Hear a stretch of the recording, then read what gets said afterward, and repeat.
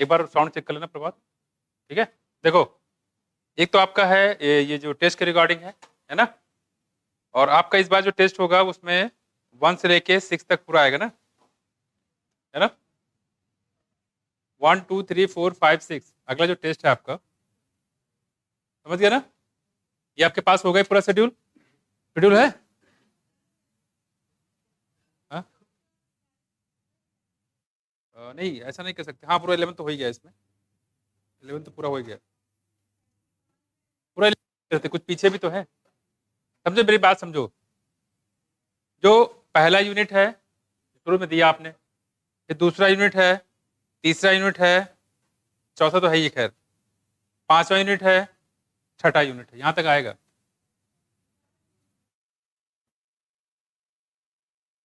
अरे मैं टेस्ट की बात करो बच्चे, इसमें यूनिट टेस्ट की, हाँ टेस्ट की बात कर रहे हैं हम लोग, ठीक है। मेरी बात तो समझो, ये आपको शेड्यूल मिला हुआ है, नहीं मिला? अच्छा सुन लो, मैं बता देता हूँ, ऐसे डायरेक्ट बता देता हूँ। मतलब ये कहने का है, सुन लो इधर, रिप्रोडक्शन का पूरा आना है, ठीक, चाहे तो नोट कर लेना, चाहे तो मैम से ले लेना इसको, ठीक है। रिप्रोडक्शन का पूरा है, क्लियर। उसके बाद डाइवर्सिटी लिविंग बर्ड, ये पूरा यूनिट है, क्लियर। इसके बाद बच्चे जो आपका ये है इकोलॉजी का पूरा है, इकोलॉजी, हाँ। ये तीसरा जब ये आपका यूनिट टेस्ट हुआ था यानी 2 तारीख को, ठीक है, समझ गए। इकोलॉजी का पूरा है, सुन लो पहली बात,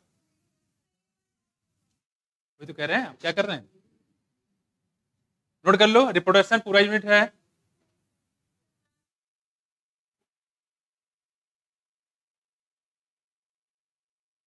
क्या 11 का पूरा आएगा?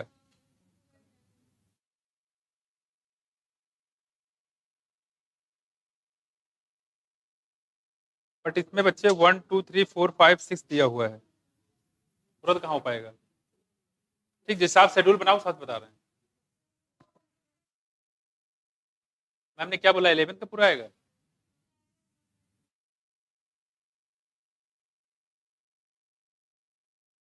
फिलहाल इस हिसाब से करना, इस हिसाब से शेड्यूल बना हुआ है, ठीक है। रिप्रोडक्शन पूरा यूनिट है, डाइवर्सिटी पूरा यूनिट है, इकोलॉजी पूरा यूनिट है, स्ट्रेटेजी फॉर फूड एनहांसमेंट पूरा यूनिट है, ठीक है। ये हो गया। इसके बाद सेल हो गया, है ना, जेनेटिक्स हो गई, बस इतना ही है, ठीक, बस इतना ही है, क्लियर हो गया, कोई दिक्कत, बस यही है।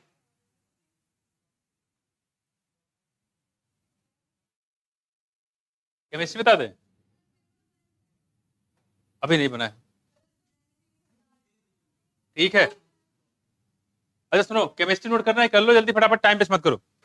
या केमिस्ट्री वाले सर से बता दें, वो करवा देंगे, हैं, हम बता दें, हो सकता कुछ अल्ट्रेशन हो तो हमें क्या पता। ठीक बता दे रहे हैं, बता दे। रिडक्स रिएक्शन है इसमें, solid state, chemical kinetics, surface chemistry, हुआ, हो गया। Redox reaction, solid state, chemical kinetics, surface chemistry, हो गया। इसके बाद classification of element and periodicity है, chemical bonding, coordination compound, note करते जाओ, नोट करते जाओ बेटे। देखो, क्लासिफिकेशन ऑफ एलिमेंट, ठीक है, and periodicity, chemical bonding, coordination compound. एक काम करना, इसकी फोटो का भी मैम से बोल देंगे, सबको ले लेना। फिजिक्स से पूछोगे कि फिजिक्स सर बताइए, तो वो नहीं करवा पाएंगे, ठीक है। मैम से ले लेना इसको, फालतू टाइम क्यों वेस्ट करे इसमें, या एक लो लेना, उस पर शेयर कर लेना, क्या दिक्कत है ना। चलो, यही काम करता रहूं मैं, ठीक है। मैम से ले लेना, दे देंगे, कोई दिक्कत, फोटो ले लेना मैम के पास भाई। हाँ बच्चे, जोर से बोलो, 2 दिन। एक बात बताइए, क्या आपने बायोलॉजी पूरा सिलेबस पढ़ चुके हैं, यस या नो? अरे यार ये तो बड़ा मुश्किल क्वेश्चन है। ठीक है, मैम से कंसल्ट कर लेना फिर बताना। फिलहाल बायोलॉजी मैंने बताया, मैं सिर्फ अथोराइज पर्सन किस चीज का हूँ, बायोलॉजी का, तो मैंने बायोलॉजी के बारे में बताया, बाकी के बारे में मुझे नो आइडिया। ठीक, आते हैं आगे। तुम लोग हमारा टाइम खराब कर देते हो। बच्चे बच्चे बच्चे इधर इधर देखो इधर, अब बात हो गई हो,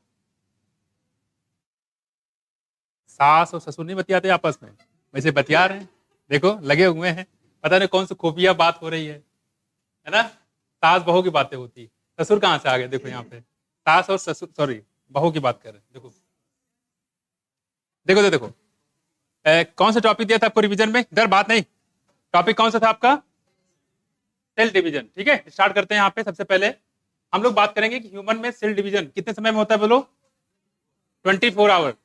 एक्चुअल जो डिवीजन होता है वो कितने में होता है, हाँ? 1 घंटे में। किसमें, सेल डिवीजन 1 घंटे में होता है। बाकी में क्या होता है, प्रिपरेशन, प्रिपरेशन बोलते हैं हम लोग इंटरफेज। क्या बोलेंगे, इंटरफेज। एम फेज बेसिकली ये माइटोसिस फेज है ना। तो तैयारी करने में आप जानते हो पूरा 1 साल लग जाता है, काम 3 घंटे में हो जाता है, 3 घंटे 20 मिनट में, है कि नहीं। तो तैयारी में टाइम ज्यादा लगता है। ईस्ट में बताओ कितना समय लगता है, 90 मिनट। बैक्टीरिया में कितना होता है, इकोलाई में 20 मिनट। क्या बोलेंगे, 20 मिनट। ठीक है, इसके बाद हम लोग बात करते हैं यहाँ पे कि सेल डिवीजन की बात कर ले। यहाँ पे तो बताया था पूरे बॉडी में सेल डिवीजन होता है। माइटोसिस मियोसिस कहाँ होता है, अगर ह्यूमन की बात करें तो जर्म सेल, किसमें, जर्म सेल। मियोसिस का सिर्फ एक ही काम होता है, वो क्या है, गैमेट का फॉर्मेशन, चाहे वो ओवा का फॉर्मेशन हो चाहे वो स्पर्म का फॉर्मेशन हो।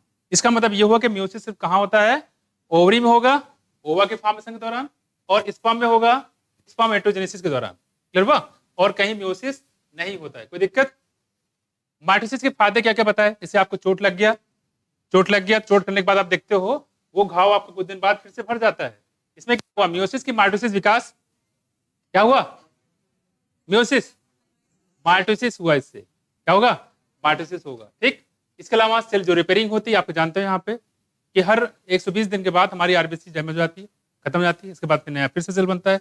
यहाँ पे क्या होगा, माइटोसिस, यानी कि सेल की रिपेयरिंग करने के लिए, नया सेल बनाने के लिए, कोई इंजरी हो गई उसको फिर से उसको डैमेज सेल को बनाने के लिए हम लोग यूज करते हैं माइटोसिस। मियोसिस का सिर्फ एक ही जगह यूज आएगा, वो बनाने क्या, गैमेट का फॉर्मेशन दौरान, यानी स्पर्मेटोजेनेसिस और ओजोनेसिस के दौरान। अब ये चाहे गैमेटोजेनेसिस में चाहे प्लांट हो चाहे किसी भी आगे जब में हो, ठीक है, तो वहां पे हम लोग इसको यूज कर सकते हैं। दूसरी बात हमने बताया था यहाँ पे माइटोसिस और मियोसिस। माइटोसिस में कितने फेज बताए थे, बताओ जल्दी, कितने टाइप होते हैं, 4। पहला बताया था। सबसे पहले हम लोग बात करेंगे सेल डिवीजन में इंपॉर्टेंट पार्ट क्या है, न्यूक्लियस का डिवीजन। क्या, सेल में 2 पार्ट होता है, एक न्यूक्लियस होता है, दूसरा साइटोप्लाज्म होता है। तो सबसे इंपॉर्टेंट चीज क्या है, न्यूक्लियस का डिवीजन। तो न्यूक्लियस का डिवीजन उसको बोलेंगे कैरियोकाइनेसिस, साइटोप्लाज्म होगा तो साइटोकाइनेसिस बोलेंगे। क्लियर हुआ। तो सबसे पहले न्यूक्लियस का डिवीजन करेंगे, उसके बाद साइटोप्लाज्म का डिवीजन करेंगे। तो न्यूक्लियस के डिवीजन को न्यूक्लो कैरियोकाइनेसिस, कैरियन वर्ड यूज किया गया किससे, न्यूक्लियस से। बात करेंगे कैरियोकाइनेसिस कितने टाइप बताया आपको, 4। पहला, दूसरा, प्रोफेज, मेटाफेज, एनाफेज और टेलोफेज। हम आपको सिम्टम बताएंगे, आप बताइए किस फेज पे हो रहा है। Sister chromatid separate and move toward the opposite poles, metaphase है, एनाफेज। क्या बोलेंगे, एनाफेज।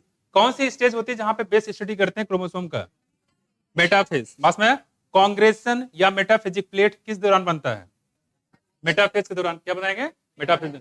कहां पे सारे जो ऑर्गेनेल होते हैं वो गायब हो जाते हैं, टेलोफेज। कहां पे, प्रोफेज कि टेलोफेज, प्रोफेज। और कहां पे वापस आने लगते हैं, टेलोफेज में वापस जाते हैं जो प्रोफेज में गायब हो गए थे, कुछ माया। तो इस तरीके से हम लोग प्रोफेज, मेटाफेज, एनाफेज। सिम्टम के बाद कंडेंसेशन ऑफ क्रोमोसोम किस फेज में होता है, प्रोफेज में। डीकंडेंसेशन, टेलोफेज। ये जो दो लाइन आप देखेंगे तो उसमें कुछ पूरा पैराग्राफ दिया है, कुछ दो लाइन आपको दिया गया है। क्लियर हो, दो लाइन दिया है, 3 लाइन दी है, इस पे खासतौर ध्यान रखिएगा, ये पूछा भी जाता है आपसे, इंपॉर्टेंट भी है। क्लियर हुआ। तो ये हम लोग बात करें आप किसकी, कैरियोकाइनेसिस न्यूक्लियस का डिवीजन का। डीएनए का डुप्लीकेशन कितनी बार, 1 बार, क्योंकि माइटोसिस तो उसमें कोई दिक्कत है नहीं है। क्लियर हुआ। दूसरी बात हम लोग बात करें यहाँ पे कि जब माइटोसिस होता है तो जो कितने गैमेट बनते हैं, बताओ कितने बनते हैं, 1 से 2, 1 से 2। जबकि मियोसिस में कितने बनते हैं, 1 से 4। 1 से 2 बने तो क्रोमोसोम नंबर आधे हो जाएंगे कि सेम रहेगा, माइटोसिस में क्रोमोसोम नंबर में कोई चेंजिंग नहीं आता है। क्या इसमें क्रोमोसोम में कोई वेरिएशन होता है, हाँ कि ना, नहीं होता है। पक्का? माइटोसिस में कोई क्रोमोसोमल वेरिएशन नहीं आता है। वजह क्या? वजह क्या? क्योंकि यहाँ कोई क्रॉसिंग ओवर होता नहीं। तो क्रॉसिंग ओवर होता कहाँ है? म्यूसिस में। तो क्रोमोसोम में कोई पैटर्न में चेंज नहीं आता है। आपको चोट लग गया, पता लगा यहाँ से निकल आया बकरी के पैर, ऐसा हो गया। तो आदमी है तो बकरी वहां के पैर नहीं निकल आएगा, है कि नहीं? आदमी है तो आदमी से ही सेल हो जाएगी, वही वो निकलेगा। क्लियर हुआ? तो ये थोड़ा सा ध्यान रखना है, ठीक है। चलो आगे हम लोग बात करें यहाँ पे कि जो माइटोसिस हो गया, न्यूक्लियस के डिवीजन करने के बाद फिर क्या होता है? Cytoplasm division. और साइटोप्लाज्म डिवीजन कितने टाइप बताया हमने? 2 टाइप का। डिपेंड करता है प्लांट है कि एनिमल है। अगर प्लांट में हो तो किससे में होगा बताओ? कैसे होगा? सेल प्लेट फॉर्मेशन, अंदर से बाहर की बाहर से अंदर? अंदर से बाहर। और अगर मान लो एनिमल सेल होगा तो फरो फॉर्मेशन, बाहर से अंदर की तरफ, बाहर से अंदर प्रदर, ठीक है। तो इस बात ध्यान रखिएगा। इस बार हम लोग बात करते हैं यहाँ पे म्यूसिस की। म्यूसिस हमने बताया था यहाँ पे कितने स्टेज में होते हैं बताओ? म्यूसिस में 2 स्टेज होते हैं, म्यूसिस फर्स्ट और म्यूसिस सेकंड। म्यूसिस फर्स्ट में कितने स्टेज बताइए आपको? Prophase first, metaphase first, anaphase first, और दूसरा ने बताया म्यूसिस सेकंड में prophase second, metaphase second, anaphase second और टेलोफेज सेकंड। क्लियर हुआ? डीएनए की डुप्लीकेशन कितनी बार? एक बार, ठीक है। कितनी बार? एक बार होता है, ठीक, ध्यान रखिएगा। और डीएनए जब डुप्लीकेशन होता है क्रोमोसोम नंबर में कोई चेंजिंग होता है? माइटोसिस में तो नहीं होता था, यहाँ होता है। म्यूसिस में तो होगा। क्रोमोसोम नंबर क्या हो जाएगा? हाफ हो जाएगा। क्रोमोसोम नंबर हाफ हो जाएगा। 4 इससे हेप्लाइड सेल बनते हैं और चारों कैसे होंगे? जेनेटिकली आइडेंटिकल की डिफरेंट?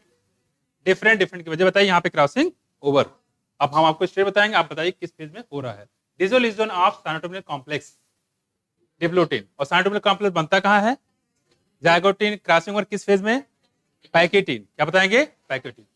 अब ये बताएंगे यहाँ पे कि होमोलॉगस क्रोमोसोम जो है, ठीक है, वो सेपरेट होने लगते हैं। होमोलॉगस क्रोमोसोम, सॉरी, किसमें? एनाफेज। होमोलॉगस क्रोमोसोम सेपरेट होंगे एनाफेज फर्स्ट में, लेकिन सिस्टर क्रोमैटिड अलग होते हैं। बहुत इंपॉर्टेंट है, पूछा जाता है, बार बार क्वेश्चन पूछा जा रहा है कि एनाफेज फर्स्ट और एनाफेज सेकंड में दोनों में अंतर क्या चीज का है। क्लियर हुआ? ठीक है। काइजमेटा फॉर्मेशन कहाँ होता है? काइजमेटा है? काइजमेटा बोलो, कौन सा? डाइकाइनेसिस? अरे डिप्लोटीन है। Terminalisation diakinesis. क्या बोलेंगे? डाइकाइनेसिस, ठीक। क्रॉसिंग ओवर सिनेप्सिस कहां होता था? जाइगोटिन। किसमें? जाइगोटिन, ठीक। थोड़ा ध्यान रखिएगा। ये लोग बात करें यहाँ पे, और बेसिकली इसकी इंपॉर्टेंस की बात करें यहाँ पे, तो इससे क्या होता है? क्रोमोसोम जो होता है वेरिएशन आता है, और वेरिएशन जो होता है वो इवोल्यूशन में हेल्प करते हैं। कुछ माया? कैनकुलिन ए प्राइमरी मेटाबोलाइट के सेकेंडरी? हाँ, सेकेंडरी। राइबोस कौन सा है? कोलेस्ट्रॉल कौन सा है? मिथ्योनिन कौन सा है? न्यूक्लियोटाइड कौन सा है? न्यूक्लियोसाइड कौन सा है? सेलुलोज कौन सा है? ग्लूकोज कौन सा है? फ्रक्टोज कौन सा है? न्यूक्लियोटाइड कौन सा है? थायमिडिन कौन सा है? एब्रिन कौन सा है? एब्रिन याद नहीं है क्या? डिस्टिन कौन सा है? कुरकुमिन कौन सा है? कोलेस्ट्रॉल कौन सा है? ये बढ़िया है, मतलब बढ़िया फ्लो में है, याद है, मतलब है ना। तो बताओ न्यूट्रल अमीनो एसिड का नाम बताइए। हम आपको बताएंगे अमीनो एसिड के नाम, और बताइए कि एसेंशियल है कि नॉन एसेंशियल, ठीक। बताइए स्पार्टिक एसिड एसेंशियल का नॉन एसेंशियल? लाइसिन बताइए। Lysine, tryptophan, glutamic acid, histidine, arginine, lysine, tryptophan. याद है? ठीक है, बिल्कुल याद है। कहां पे रिड्यूसिंग और नॉन रिड्यूसिंग एंड पाए जाते हैं? प्रोटीन में कि ग्लाइकोजन में? अरे ग्लाइकोजन कार्बोनेट नहीं है, प्रोटीन की कार्बोहाइड्रेट। कार्बन में कौन सा? ग्लाइकोजन। राइट एंड कैसा होगा? लेफ्ट हैंड कैसा होगा? प्राइमरी स्ट्रक्चर प्रोटीन क्या रिप्रेजेंट करता है? क्या बताता है? Position information. क्या बताएंगे? पोजीशन। एंजाइम के लिए कौन सी स्टेज जरूरी है? क्यूब लाइक कौन सा बताया था? Cube like, quaternary. और ओलेन बॉल लाइक कैसा कौन सा होता है? टर्सरी होता है। कौन सा होता है? टर्सरी होता है, ठीक। कौन सा होता है? टर्सरी, ठीक। आगे हम बात करेंगे यहाँ पीएच का और टेम्परेचर का क्या फर्क पड़ता है एंजाइम पे। कैसा ग्राफ बताया था आपको? बेल शेप होता है। लेकिन सबस्ट्रेट की बात करेंगे तो सबस्ट्रेट का कैसा होता है? हाइपरबोला, क्या बोलेंगे? हाइपरबोला। क्या बताएंगे? हाइपरबोला। सक्सेनिक डिहाइड्रोजनेस, इसका बताइए इनहिबिटर कौन सा बताया था आपको? हाँ, माइलोनेट। कौन सा? माइलोनेट। आप बताइए यहाँ पे सिस क्लास का अमीनो एसिड एंजाइम का नाम बताइए। हैं? लाइगेजेस, लाइगेजेस, क्या बोलेंगे? लाइगेजेस। और डीएनए जोड़ने के लिए क्या बताया था? काटने के लिए क्या बताया था? रिस्ट्रिक्शन एंडोन्यूक्लियर। क्या बताएंगे? रिस्ट्रिक्शन एंडोन्यूक्लियर। क्लियर हुआ? चलो, कौन से एसिड मिलाते हैं हम लोग यहाँ पे? कौन से एसिड मिलाते हैं जब हम लोग केमिकल एनालिसिस करते हैं? तो सिलिकॉन, सल्फर, सोडियम, कौन सा अर्थ क्रस्ट में ज्यादा है? सिलिकॉन और, पता है ना? गड़बड़ नहीं करोगे यहाँ पे, ये तो खैर पक्का है आपका, ठीक है? वैसे गड़बड़ नहीं करना है इसमें, यहाँ भी नहीं करना है, एग्जाम में भी नहीं करना है, ठीक? तो बताओ, आगे हम लोग बात करें यहाँ पे कि एंजाइम कितने बताया? एंजाइम को एच क्या बोलते हैं हम लोग? Holo enzyme. होलो एंजाइम कितने पार्ट? दो। प्रोटीन पार्ट क्या बोलेंगे? Apo enzyme. Non protein part cofactor. Cofactor कितने पार्ट? तीन। पहला है ऑर्गेनिक, दूसरा है इनऑर्गेनिक। ऑर्गेनिक कितने पार्ट? दो। पहला प्रोस्थेटिक, टाइटली की ट्रांजिएंट? टाइटली होता है। दूसरा बताया था कोएंजाइम, कैसा? ट्रांजिएंट। बहुत इंपॉर्टेंट क्वेश्चन हर साल इससे पूछे जा रहे हैं, ठीक? अगला हमारे पास इनऑर्गेनिक है, कौन सा हो जाएगा? सारे ट्रांजिशन मेटल के। क्लियर हुआ? थोड़ा सा ध्यान रखिएगा। अगला लोग बात करते हैं यहाँ पे कि जो गोल्जी बॉडी क्या काम बताया था इसका? पैकेजिंग में काम करता है। ग्लाइकोप्रोटीन, ग्लाइकोलिपिड कौन बनाता था? हाँ, कहां पे स्टार्च स्टोर होता है? कौन सा प्लास्टिड में? कौन से प्लास्टिड में? एमाइलोप्लास्ट। कहां प्रोटीन स्टोर होता था? हाँ, एलुरोप्लास्ट, ठीक। प्रोटीन बनाने की फैक्ट्री किसको बोल रहे थे हम लोग यहाँ पे? राइबोसोम। और इंडोमिनस सिस्टम में कितने पार्ट बताया आपको? इंडोमिनस सिस्टम का काम मतलब क्या पर्पज बताया था? क्या पर्पज होता है? इनके काम आपस में कोऑर्डिनेटेड होते हैं, लिंक होते हैं। कौन कौन बताया था? एग्जाम बताइए। पहला गोल्जी बॉडी, वैक्यूल, एंडोमेट्रिकुलम, और क्या है? लाइसोसोम। लाइसोसोम जो है किस पीएच पे काम करते हैं हम लोग? हाँ, वैक्यूल के मेम्ब्रेन क्या बोलते हैं हम लोग? पॉलीसोम या पॉलीराइबोसोम क्या होता है? ठीक है, एक एमआरएनए पे बहुत सारे राइबोसोम जाते हैं, तो क्या बोलते हैं हम लोग? ठीक है, क्या बोलेंगे? सेल थ्योरी किसने मॉडिफाइड किया था? Rudolph Virchow. रुडॉल्फ विर्चो ने, ठीक। कब किया था? 1855। फ्लूइड मेजरिंग मॉडल किसने दिया? कब दिया? 1972 होता है, ठीक। यहाँ पे बताया था सेल मेम्ब्रेन में कौन से होते हैं। यहाँ पे इंटीग्रल प्रोटीन की पेरिफेरल प्रोटीन, हाँ, दोनों पाए जाते हैं। बायोडेंसिटी कितनी इस समय? 1.7 से 1.8 मिलियन। कुत्ते का बताओ फैमिली कौन सा है? कुत्ते का फैमिली, बात नहीं करो, है कैनेडी। मैंगो का है एनाकार्डेसी। मैंगो का आर्डर कौन सा है? दतूरा का फैमिली कौन सा? ब्रिंजल का फैमिली, मिर्ची का फैमिली, मटर का फैमिली, काल्सिकम का फैमिली, काल्सिकम, लिली, एलोवेरा का, ठीक है, अश्वगंधा का, हाँ, सोनेसी, ठीक है, मुलेठी का, फेबेसी, ठीक है, कौन सा आएगा? फेबेसी, ठीक। तो इसको ऐसे याद करके रखो। सोलन प्रेसेंटा कहाँ बताया था? है सोनेसी। परसेशन कैलिक क्या बताएंगे? सोलेनेसी। क्लियर हुआ? चलो ठीक है, ये आपका हम लोग पढ़ रहे थे यहाँ पे फैमिली के बारे में, ठीक है। लिविंग वर्ड्स राइट वहां चले गए, ठीक। आगे बताइए। ऐसे बैक्टीरिया जो हॉट स्प्रिंग में पाए जाते, क्या बोलते हैं इसको? है थर्मो एसिडोफिल। सैप्रोफिटिक प्रोटीज का नाम बताइए। कौन सा ऐसा ऑर्गेनिज्म बताया जिसमें पेलगिल पाया जाता है? कितने फ्लैजला है? दो कि चार? ग्रीन एल्गी में कितने फ्लैजला? दो से। रेड एल्गी में कितने हैं? जीरो। ब्राउन एल्गी में और गॉनियोलॉग्स में कितने फ्लैजला? दो। एक लॉन्गिट्यूडिनल, दूसरा कौन सा इसमें ऐसा है जो टॉक्सिन रिलीज करते मछलियों की डेथ हो जाती है? हाँ, गॉनियोलॉग्स, ठीक है। गोल्डन एल्गी कौन सा क्लास रखा गया है? क्राइसोफाइट। कौन सा? क्राइसोफाइट। डायरेक्टली सिम्टम पूछेंगे और बताइएगा, ठीक है। और सिलेटा वाले किसमें रखा गया है? कौन सा क्लास में? सिलेटा को किस क्लास में रखा गया? प्रोटोजोआ। किसमें? प्रोटोजोआ। और सिलेटा के मेंबर का नाम बताइए। जैसे पैरामीशियम, क्या बताएंगे? पैरामीशियम, ठीक है। बताइए किसी एक मॉस का नाम बताइए। है स्पेगनम, है मॉस का पूछा, लीवर बट नहीं, फुनेरिया, पॉलीट्राइकम और स्पिगनम। स्पिगनम डायोसिस मोनोसियस आएगा क्या इस बार? आएगा, ठीक, लिख लो इसको, आएगा, ठीक। क्वेश्चन तो ये आउट है, मिलेगा आपको, ठीक। चलो आगे हम लोग बात करते हैं यहाँ पे स्पिनोप्सिडा में। बताओ कौन सा एग्जाम में रखा गया? इक्विसिटम। कौन सा? एडियंटम किस में रखा गया? एडियंटम का दूसरा नाम वॉकिंग फन भी होता है। हम आपको बताएंगे एग्जाम, और बताइए कौन सा एल्गी बिलोंग करता है। वालबॉक्स कौन सी एल्गी है? फ्यूकस कौन सी एल्गी है? एयर ब्रेडर कहाँ पाया जाएगा? हाँ, फ्यूकस में। ग्रेसलेरिया कौन सी एल्गी? जिलेडियम कौन सी एल्गी? पॉलीसाइफोनिया, हाँ, एक्टोकार्पस, टारगेसम, कारा, क्लेमाइडोमोनास, हाँ, ग्रीन है, ठीक है। और जिलेडियम ग्लिसेरिया, पॉलीसाइफन, ये कौन सा जाएगा? Red algae.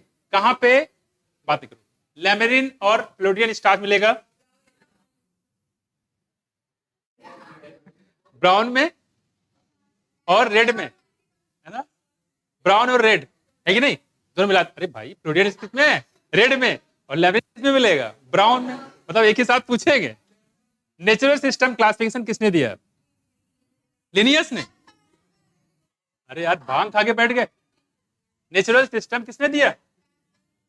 Artificial. Cytotaxonomy is based on, अच्छा, cytotaxonomy is based on chromosomal number, behavior and structure, and numerical taxonomy based on all observable characters। माया, सबसे फेमस बोटनिकल गार्डन कहाँ पे है? क्यों? इंग्लैंड में, ठीक है। इसके लिए एक्सक्यूट किस क्लास में बताया था आपको? हाँ, रेप्टाइल में। न्यूफ्रॉन का बताओ क्लास कौन सा है? टेरोपस का, मैक्रोपस का, स्ट्रूथियो का, हाँ? कौन सा है? एप्स है, ठीक है। और बात करें एलिफेस का, हाँ, मैमेलिया हो जाएगा, ठीक है। पाओ का, एप्स, ठीक है। कोलंबिया का, एप्स। सिटिकुला का, नाजा का, हाँ, रेप्टाइल्स। क्या बोलेंगे? बहुत मुस्कुरा रहे हो, बोल नहीं रहे हो विकास? आगे बताओ। सेलेमेंडर कौन सा क्लास? ब्यूपो कौन सा क्लास? फ्रॉग कौन सा क्लास? फ्रॉग में डेवलपमेंट डायरेक्ट की इनडायरेक्ट? कौन सा लार्वा बताएंगे? टेडपोल। क्या बताएंगे? टेडपोल, ठीक है। किसमें सिर्फ सेक्सुअल रिप्रोडक्शन है? कौन सा फाइलम है जिसमें सेक्सुअल रिप्रोडक्शन है सिर्फ? टीनोफोरा। कौन से एक्सक्लूसिवली मैरीन है? टेनोफोरा, बोलो। Ctenophora, echinodermata, protochordate, and protochordate include urochordata as well as cephalochordate. Urochordata की एग्जांपल को बताया साल्पा, एसिडिया और डोरियलम, ठीक है। तो इसको थोड़ा सा ध्यान रखिए, तीनों है। और टॉर्नेरिया लार्वा कहां बताया आपको? हाँ, फैमिली प्लानिंग शुरुआत कब की गई? 1951, ठीक है। दो बच्चों में अंतर रखने सबसे बेस्ट मेथड कौन सा बताया इंडिया में? आयोडीज। क्या बताएंगे? आयोडीज, ठीक। और टर्मिनल मेथड कौन सा बताया आपको? स्टेरिलाइजेशन, और स्टेरिलाइजेशन बोलते हैं इसी को। मेल में कौन सा? फीमेल में कौन सा? स्पर्म काउंट बहुत कम है, कौन सा तरीका यूज करेंगे? हाँ, टेस्ट ट्यूब बेबी किस में आएगा बताओ? इन विवो की इन विट्रो? हाँ, इन विट्रो जो लैब में कराया जाए, इन विट्रो जो लैब में कराया जाए, इन विट्रो। और जहां पे होना चाहिए वहीं पे कराया जाए तो इन विवो। आप जानते हैं ना, in vitro, in vivo. In vitro किसका एग्जांपल है? In situ, ex situ, ex situ होता है, ठीक है। और बोटैनिकल गार्डन, हाँ, बोटैनिकल गार्डन एक्स सीटू बच्चे। National park in situ, hotspot, wildlife sanctuary, wildlife safari, कौन सा जाएगा? क्रायो प्रिजर्वेशन, सीड बैंक, ठीक है, ये सारे हो जाएंगे। सीड एक से टू। कौन सा चैप्टर बताया हमने? इकोलॉजी चैप्टर भी खत्म कर दिया है कि नहीं? आगे हम लोग बात करते हैं। 40 मेगास्पोर मदर सेल हैं। कितने? 40। कितने एम्ब्रियो बनेंगे? 40, वेरी गुड। और 40 मान लो माइक्रोस्पोर मदर सेल हैं। कितने इस माइक्रोस्पोर मदर सेल कितने इसमें बनेंगे आपके मेल गैमेट? 40 है? 160? 160 बनेगा? और करो। हाँ हाँ, देखो 320 निकाल लिया किसी ने, ठीक है। मेल गैमेट बच्चे देखो, एक माइक्रोस्पोर मदर से कितने बनेंगे, पॉलिंग कितने बनेंगे 4, और एक से कितने बनते मेल गैमेट 2, तो 4 दूनी 8, 8 चौके 32, ऐसे लगाओ बढ़िया, है कि नहीं, क्लियर हुआ। तो ये हमारा हो गया लिविंग वर्ड, और यहाँ पे आपका हो गया, ठीक है। चलो, अगर बिना फर्टिलाइजेशन के कोई एग्जाम बन जाता है तो क्या बोलते हैं हम लोग, पार्थेनोजेनेसिस। बिना फर्टिलाइजेशन के फ्रूट बनता है, क्या बोलेंगे, और बिना फर्टिलाइजेशन के सीड बनता है तो एपोमिक्सिस। अगर मान लो फ्रूट फॉर्मेशन में अगर ओवरी पार्टिसिपेट करता है उसको बोलेंगे ट्रू फ्रूट, ओवरी के अलावा कोई और पार्टिसिपेट करेगा तो फास्ट फ्रूट। एग्जाम्पल बताइए, एप्पल, कैसे और स्ट्रॉबेरी। एकीन में, सॉरी यार गड़बड़ हो गया, ठीक है। मल्टी कार्पेली एपोकार्पस, ओवरी नाम बताइए। Lotus, rose lotus माचेलिया, Ram Manohar Lohia, माया, ये पता ही होगा, है कि नहीं। चलो बताएंगे यहाँ पे डेट पाम डायोसिस की मोलोसियस, डेट पाम डायोसिस है, ठीक। पार्थेनोजेनेसिस कौन कौन एग्जाम में पाया जाता था, रोटीफर, टर्किश बर्ड और हनी बी है क्या, हनी बी पाया जाएगा, क्लियर हुआ। इस बार बात करें यहाँ पे ऑर्बिटल डिवाइसेस में क्या क्या बताया था हमने, 4। पहला बता नो सिंक्रोनाइजेशन, दूसरा डिफरेंट पोजीशन और इनकेपेबिलिटी, और इनकेपेबिलिटी नहीं सेल्फ इनकेपेबिलिटी, और चौथा एक और बता दो यूनिसेक्सुअलिटी, क्या बोलेंगे यूनिसेक्सुअलिटी। अरे यूनिसेक्सुअलिटी भाई, अगर मेल फीमेल अलग हो तो कहाँ आए, होगा नहीं, है ना। हम बात करें यहाँ ऑटोगैमी, जिटनोगैमी और जिनोगैमी। इनवेरिएबली ऑटोगैमस कहाँ बताया, क्लिस्ट्रोगैमस में, ठीक है। एक ही फ्लावर के अंदर अगर पॉलिनेशन हो रहा है तो उसको बोलेंगे ऑटोगैमी, क्या बोलेंगे ऑटोगैमी। और बताया था यहाँ पे जो कॉमिलाइना होता है कितने टाइप के फ्लावर बनाते हैं, 2। पहले बताया था चैजमोगैमस, दूसरा होता है क्लिस्ट्रोगैमस। चैजमोगैमस फ्लावर हमेशा ओपन रहता है, क्लिस्ट्रोगैमस कभी ओपन नहीं होते हैं। कौन सा ऊपर कौन सा नीचे, चैजमोगैमस ऊपर।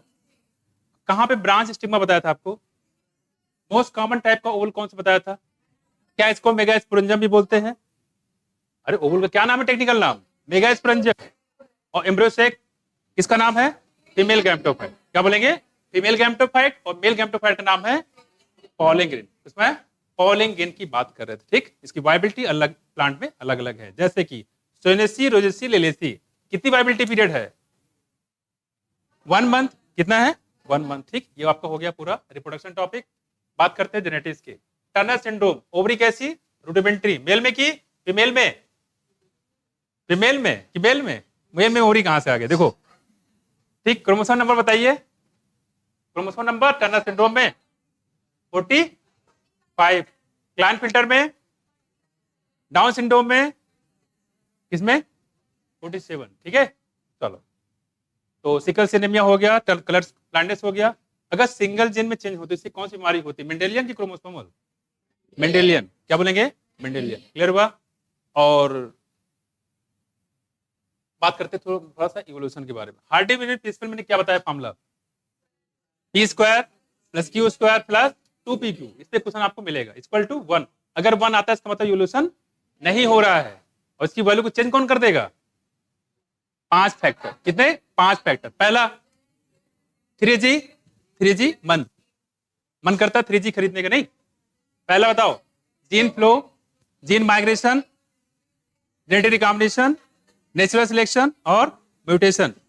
5 फैक्टर होते हैं जो हार्डी-विनबिन प्रिंसिपल को प्रभावित करते हैं। अगर यहाँ पे ग्राफ एक डायरेक्शन में शिफ्ट हो जाए, क्या बोलते हैं इसको, डायरेक्शनल, क्या हो जाएगा डायरेक्शनल, ठीक। और पीक बन जाए ऊपर, क्या बोलेंगे स्टेबलाइजिंग, और बीच से इंटर कर जाए डिसरप्टिव। ये लगातार इससे भी क्वेश्चन आपसे पूछे जा रहे हैं, इसको थोड़ा तो ध्यान रखिएगा। निएंडरथल मैन, बताओ सर क्रेनियल कैपेसिटी कितना बताया है, किसका आइस एज में डेवलपमेंट हुआ, आइस एज में, होमो सेपियंस। क्यों पेंटिंग की शुरुआत कब हुई, 18,000। एग्रीकल्चर की 10,000 साल। कितना होमो हैबिलिस की क्रेनियल कैपेसिटी, आएगा क्वेश्चन, ये भी क्वेश्चन आएगा, पक्का आएगा। उड़ने वाली छिपकली का नाम बताओ, डायनासोर का, सॉरी उड़ने वाली डायनासोर कौन सी है, टिरेनोडॉन। कौन सा, टिरेनोडॉन, ठीक है। ये हम लोग ध्यान रखिएगा। बाकी आप वही बगनवेलिया वैसा पूछा जाएगा आपसे, डाइवर्जन कन्वर्जन, इसमें कोई कंफ्यूजन तो नहीं किसी को। इवोल्यूशन में 2 क्वेश्चन मिलेंगे पक्का 100%, ठीक है। अब आते हैं यहाँ पे जेनेटिक्स आपको मैंने करवाई दिया है ना, मार्कुलर बेसिस भी हो गया। ट्रांसक्रिप्शन की बात करते हैं, ठीक है। ट्रांसक्रिप्शन, ट्रांसलेशन, ट्रांसलेशन कहाँ पे होता है बताओ? साइटोप्लाज्म। कहाँ होगा? साइटोप्लाज्म। इससे क्या होता है? एमआरएनए से प्रोटीन बनती है। मुंह फैला लड़की, सो रही हो? उठ दे जाओगे, बुद्ध जाओगे। ट्रांसलेशन में क्या बनता है? एमआरएनए से प्रोटीन बनता है। क्या बनता है? प्रोटीन। लेक ऑपरेंट मॉडल, ठीक, किसने दिया बताओ? जैकब और मोनार्ड। जैकब क्या थे? जैकब क्या थे बताओ? मुस्कुरा रहे हो तुम? मुस्कुराने आते हो? बोलो। जैकब क्या थे? जेनेटिस्ट। मोनार्ड क्या थे? बायोकेमिस्ट। ठीक है, ध्यान रखिएगा। आपका लिविंग वर्ड हो गया, रिप्रोडक्शन हो गया, ठीक। क्या बचा हमारा?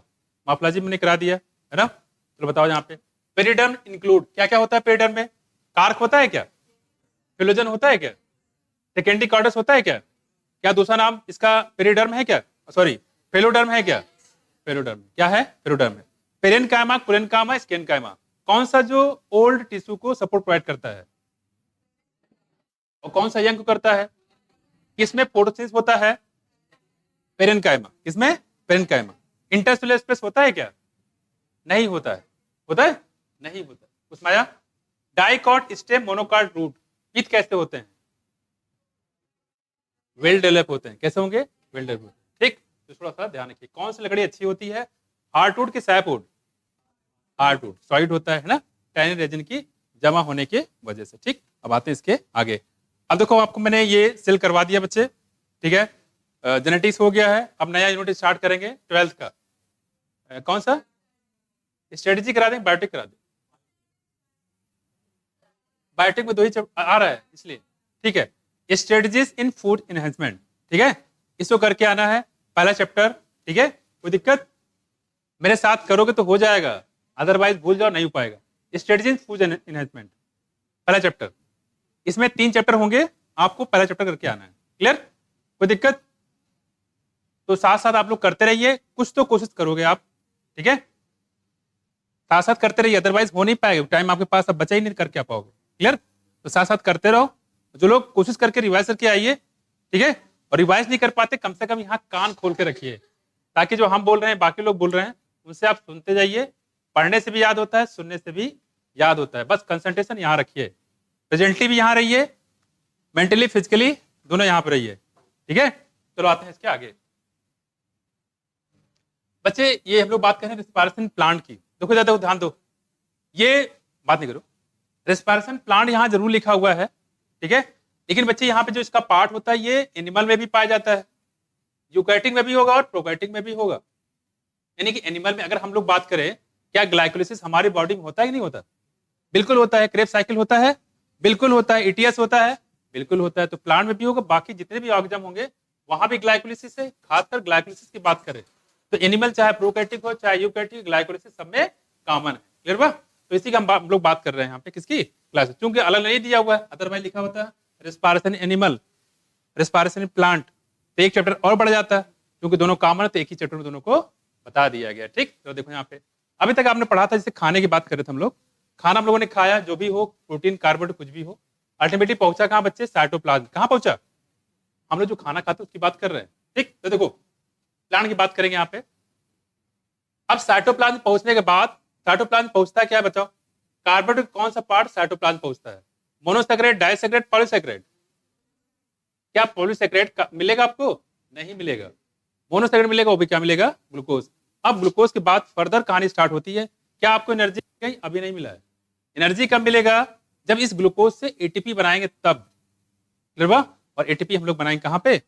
रेस्पिरेशन में। तो रेस्पिरेशन का पर्पज यही होता है। और आप लोग देखते हैं कि हम लोग अगर सांस नहीं लेंगे, ऑक्सीजन नहीं लेंगे तो मर जाएंगे। तो देखते हैं क्यों मर जाएंगे।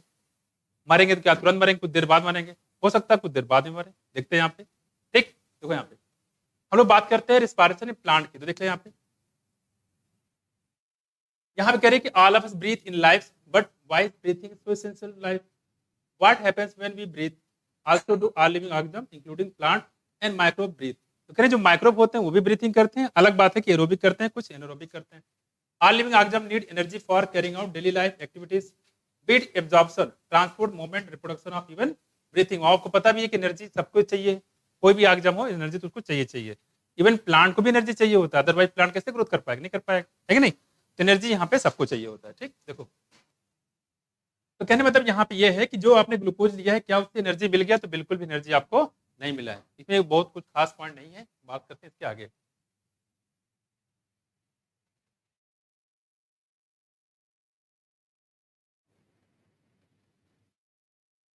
स्किप करने की नहीं क्या आपने बताया?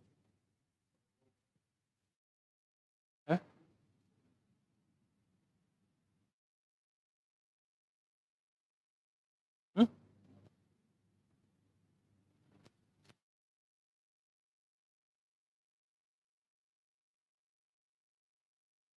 इसको ऊपर कैसे करें?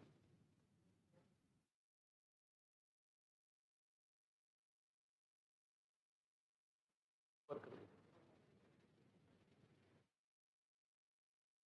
और बाद ऊपर करो। बस बस बस बस। और हल्का नीचे ले, और नीचे, और नीचे, और नीचे। पहले वाले कर दिए तो चलता नहीं फिर वहाँ पे, है ना? हाँ यहाँ से क्या? यहाँ से चल जाएगा। ठीक है।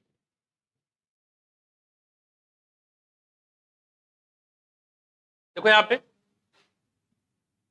तो कह रही जितने भी ऑर्गेनिज्म होते हैं उनको क्या चाहिए होता है? एनर्जी चाहिए होता है। ठीक, देखो यहाँ पे कह रही कि all living organism needs energy. जितने भी होते हैं, चाहे वो प्लांट हो चाहे वो एनिमल हो। देखो दूसरी बात कह रहे हैं कि be it absorption, transport, movement, reproduction और इवन ब्रीथिंग। हम लोग कोई भी काम कर रहे हो तो आप देखते हैं यहाँ पे सुबह खाना खाते हो, कोई काम मत करो, खाने के बाद एक काम करो, सबसे बढ़िया है, सबसे इंपॉर्टेंट, जाके सो जाओ।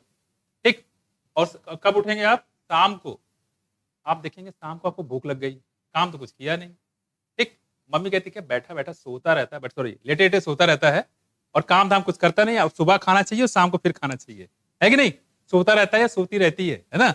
दोनों लोग के लिए स्पेशली। ठीक, आप कह रहे हैं कि सवाल ये है कि जब बच्चे ने कुछ किया नहीं तो एनर्जी कहाँ गई, चली गई, पूरा खाना गया कहाँ? आप भले काम ना करो, आप भले काम मत करो, लेकिन जो हमारी बॉडी वो तो काम कर ही रही है। आपका हार्ट काम कर रहा है, आपकी किडनी काम कर रही है, आपकी लीवर काम कर रही है, आप सांस ले रहे हो, आपका लंग्स यानी वो भी काम कर रहा है। भले आप सो रहे लेकिन आपके बॉडी ऑर्गन हमेशा काम करते रहते, वो कामचोर नहीं है। आप लोग कामचोर हो सकते लेकिन आपका ऑर्गन कामचोर नहीं है। तो किसी को बोलने से पहले ये बता दो कि वैसे तो आप कामचोर है लेकिन आपके ऑर्गन ठीक है, काम करते रहते हो, कामचोर नहीं है। हम लोग बात करते हैं यहाँ पे, where does all this energy come from? We know eat food for energy, but how this energy taken from? ये सारी एनर्जी आती कहाँ से है? जाहिर सी बात है खाना खाने से। ठीक, या तो खाना खुद दूसरे से लेके आएंगे या खाना जो हम प्लांट जो है अपना खुद बनाएगा वहां से आएगा। ठीक, देखो how this energy utilise, do all food give the same amount energy? जितने भी फूड होते हैं क्या सेम अमाउंट में एनर्जी देता है? तो बिल्कुल बात गलत है। हर फूड का एनर्जी का लेवल अलग अलग होता है। इस जगह अगर बात करें कि सबसे ज्यादा अगर एनर्जी की बात करें तो सबसे सिंपल तौर पर सबसे जल्दी मिलता कौन होगा? वो कार्बोहाइड्रेट। लेकिन जब कार्बोहाइड्रेट खत्म हो जाए तो हम लोग किसका यूज करते हैं?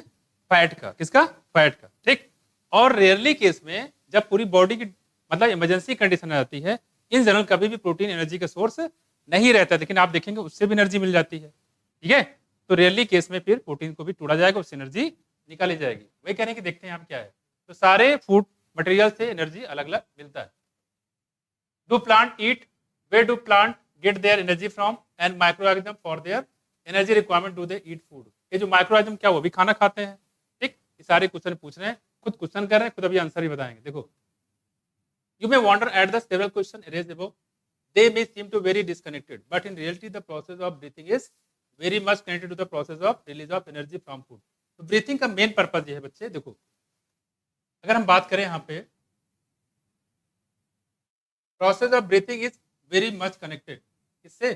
Process of release of energy from the food. तो अगर आपसे पूछे कि ब्रीथिंग का क्या पर्पज है तो आप बताओगे ब्रीथिंग पर्पज से हमें एनर्जी मिलती है। क्या मिलती है? एनर्जी मिलती है। यही एनर्जी नहीं मिल पाएगी तो फिर पर्सन की हो जाती है। देखो, let us try understand how this happen. All the energy required for life process is obtained by oxidation of some macromolecule that we call food. Only green plant and cyanobacteria can prepare their food. ये ध्यान रखिएगा, सिर्फ green plant की बात करें और कौन सा? साइनोबैक्टीरिया। कौन कौन से थे साइनोबैक्टीरिया में बताओ?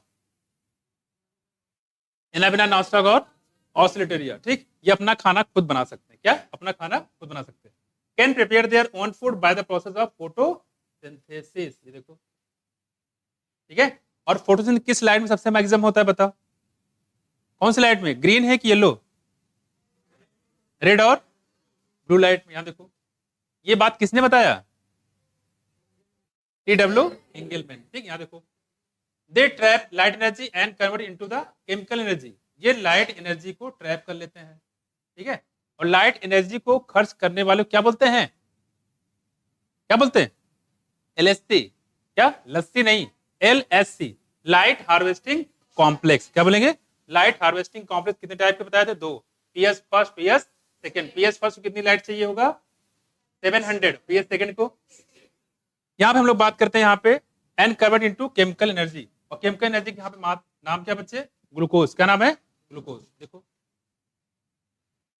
That is stored in the body of carbohydrate like glucose, sucrose and starch.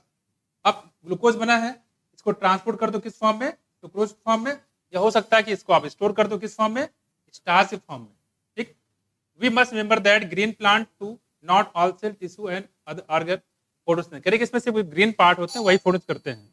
अब ग्रीन पार्ट इसका लीफ भी हो सकता है, ग्रीन पार्ट इसका स्टेम भी हो सकता है। अगर स्टेम करेंगे तो इसका नाम हो जाएगा पिल्लोक्लेट, और अगर पेटियोल करेंगे तो इसका नाम हो जाएगा पिल्लोड। यहाँ देखो, that is green part not all cell tissue and organs photosynthesize only cell containing chloroplasts that are most often located in the superficial layer carry out photosynthesis. Hence, even in green plant, all other organ, tissue and cell that are non-green need food for oxidation. अब इसमें दो बातें हैं, plant में दो चीजें होंगी, एक तो जो खाना बनाएगा, दूसरे जो खाना नहीं बनाएगा। खाएंगे तो सभी, खाने के लिए तो सभी तैयार होते हैं, बनाना इंपॉर्टेंट है। तो बनाने वाले कुछ लोग होते हैं, खाने वाले बहुत से लोग होते हैं। घर में 2 ही 3 लोग जो खाना बनाएंगे, खाने वाले 10-15 लोग हैं। नहीं, खाते जा रहे। देखो यहाँ देखो, यहाँ पे हम लोग बात करें, यहाँ पे देखो क्या है, तो कह रहे हैं कि यहाँ पे टिश्यू ऑर्गन किसी बात करें, यहाँ पे तो खाना सबको चाहिए। Hence food has to be transported to the non green part. Animals are heterotrophic. देखो यहाँ पे बच्चे, जो एनिमल होते हैं नेचर कैसा होता है? देखो, हेटरोट्रॉपिक होता है। क्या कोई एनिमल है जो हाइड्रोट्रॉपिक हो? है कोई? नहीं है। All animal are heterotrophic. देखो इधर, they obtain food from plant. और ये खाना कहाँ से लेते हैं? प्लांट से। आप कहोगे हमारी मम्मी देती खाना। अरे मम्मी को कहाँ खाना दिया? किसने? जो मम्मी क्या बना रही है? बना बनाया खाना, उसको थोड़ा सा मॉडिफाइड कर रही है। ये तो करती है मम्मी, खाने बनाती, प्लांट खाना बनाता है। सुना है कुछ? देखो आगे, उसी मॉडिफाइड करते हैं। मम्मी टेस्टी खाना बनाती है। देखो, सेम नहीं होगा क्या? ये तो बात सेम होगा? नहीं होगा। अच्छा, ये बात है, कोई प्रॉब्लम नहीं, कोई प्रॉब्लम नहीं। इसकी आंख पे चलो, इसे कहते हैं धक्का मार के चलाना। देखो,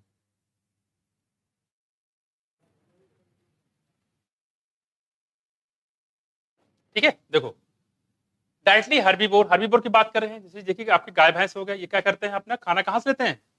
प्लांट से लेंगे। कहाँ से लेंगे? प्लांट से। देखो, डायरेक्टली और इनडायरेक्टली। और कार्निवोर की बात करें यहाँ पे, ये भी इनडायरेक्टली खाना लेते हैं। किससे?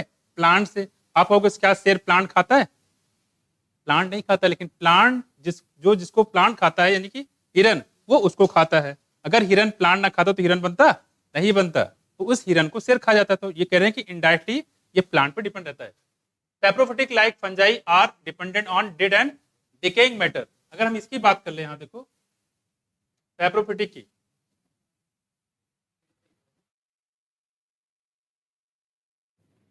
यार ये आंख क्या है? देखो, ये थोड़ा सा इंपॉर्टेंट पॉइंट देखो, ये जो सैप्रोफाइट होते हैं, ये क्या खाना कहाँ से लेंगे? कोई भी, चाहे प्लांट हो चाहे एनिमल की डेथ हो जाएगी, उनसे खा लेते हैं। ठीक है, dependent on dead and decaying matter. यहाँ देखो, what is important to recognise is that ultimately all food that is इस पर। अच्छा, जो भी आगे जब डेथ होगी, चाहे प्लांट चाहे एनिमल हो, ठीक है, मान लो प्लांट है, उसको भी खाना अपना खुद बनाता रहा होगा, लेकिन एनिमल मर गया तो कभी ना कभी डिपेंड रहा होगा किस पे? प्लांट पे। इसका मतलब फंजाई भी देखा जाए तो ये भी इनडायरेक्टली किस पे डिपेंड करता है? प्लांट पे। ठीक, ये अलग बात है कि डेथ प्लांट और डेथ जो है एनिमल पे डिपेंड रहता है। दूसरी बात करें, what is important to recognise is ultimately all food that is required for life process come from the photosynthesis. This chapter deal with cellular respiration. जहां हम लोगों ने बात किया सेलुलर रेस्पिरेशन का क्या मतलब है? कि जो रेस्पिरेशन प्रोसेस चलेगा, कहां पे चलेगा? सेल में चलेगा। और सेल में कहां चलेगा? कुछ साइटोप्लाज्म में चलेगा, कुछ माइटोकॉन्ड्रिया में चलेगा, दो ही जगह होगा। देखो, are the mechanism of breakdown of food material within the cell to release energy. अब इसमें होता क्या सेलुलर रेस्पिरेशन, देखो कह रही है मैकेनिज्म किस चीज का, देखो बच्चे, break down of food material within the cell to release the energy. और एनर्जी किस फॉर्म में होगा बच्चे, ये होता है एटीपी फॉर्म में, देखो लिखा हुआ है, and trapping of this energy for the synthesis of ATP, ATP form में एनर्जी मिलेगी। Clear. Photosynthesis of course take place within the chloroplast. आपको पता है कि फोटोसिंथेसिस कहाँ होता है बच्चे, क्लोरोप्लास्ट में। किसमें, क्लोरोप्लास्ट में। केल्विन साइकिल कहाँ चलता है, जो लोग चुप रहेंगे वो कुछ उनको नहीं याद होगा, ध्यान रखिएगा। है C3 प्लांट की बात करो, C3 प्लांट में केल्विन साइकिल कहाँ चलता है, मेसोफिल में। कहाँ पे, मेसोफिल में। और C4 प्लांट होगा तो बंडल सी सेल में, है कि नहीं। देखो यहाँ पे पहला एक्सेप्टर कौन बताया था केल्विन साइकिल में, फर्स्ट एक्सेप्टर। मेरा गला सूख गया बच्चे, तुम लोग बोलते नहीं हो, है।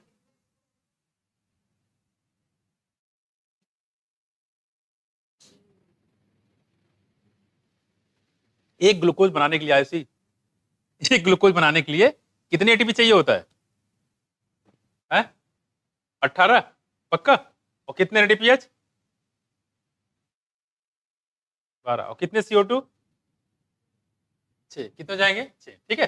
First stable product of nitrogen fixation ammonia, क्या हो जाएगा, अमोनिया। ऐसे खटाखट याद रहेगा ना, याद करो। जो बायोलॉजी पेपर हो 1 घंटे ज्यादा नहीं लगे, कितना भी लेंदी आ जाए 1 घंटे ज्यादा आपको टाइम लगना ही लगना नहीं है, ठीक है। 45 मतलब आधे घंटे से 1 घंटे के अंदर पूरा क्वेश्चन कट डालोगे। मान लो बहुत मल्टीपल दे दिया है इस टाइप में, ठीक है। लेंदी कर सकता है, कठिन नहीं होगा, इसको ध्यान रखिएगा, ठीक। देखो यहाँ पे कह रहे हैं, यहाँ पे क्लोरोप्लास्ट करते हैं इन द यूकैरियोटिक, या देखो तो यहाँ पे क्लोरोप्लास्ट होता है, वहां फोटोसिंथेसिस होता है। Where the breakdown of complex molecule to yield energy take place in the cytoplasm. ये कहाँ होता है बच्चे, साइटोप्लाज्म में होता है। अगर हम बात करें ग्लूकोज की, तो उसको बनाया कहाँ था बच्चे, कहाँ बनाया था ग्लूकोज, ग्लूकोज बनता कहाँ है, क्लोरोप्लास्ट के कहाँ, स्ट्रोमा लेवली में कि थैलाकोइड लुमेन में, हाँ बोलो, इतना टाइम लगाओगे तुम लोग, बताओ ग्लूकोज कहाँ बनता है देवी, सोच रहे हैं बैठे, स्टोमा लैमली में, थैलाकोइड के लुमेन में। इतना सन्नाटा क्यों भाई, इतना हार्ड क्वेश्चन नहीं पूछ लिया हमने। ग्लूकोज कहां बनता है ये पूछ रहे हैं। अरे यार केल्विन साइकिल कहां हो रहा है ये बताओ पहले। मेसोफिल में कहां पे, मेसोफिल में कई सारे पार्ट होते हैं। क्लोरोप्लास्ट देखोगे वहां पे क्या होगा, स्टोमा लैमली होगा, थैलाकोइड होगा, स्ट्रोमा होगा। कहां पे, स्टोमा में बच्चे, कहां पे, स्टोमा में। ग्लूकोज फॉर्मेशन कहां होता है, स्टोमा में होता है बच्चे। कहां होगा, स्टोमा में। क्यों, क्योंकि सारे एंजाइम वहीं मौजूद है और वहीं पे एटीपी यूज किया जाए। देखो कह रही कि place in the cytoplasm and in the mitochondria. या देखो, अच्छा साइटोप्लाज्म बता सकते हो कौन सा पार्ट होता है, किसी को पता हो तो बता दे। साइटोप्लाज्म में क्या चलेगा, इसको लिख के हम भूल जाएं, ग्लाइकोलिसिस।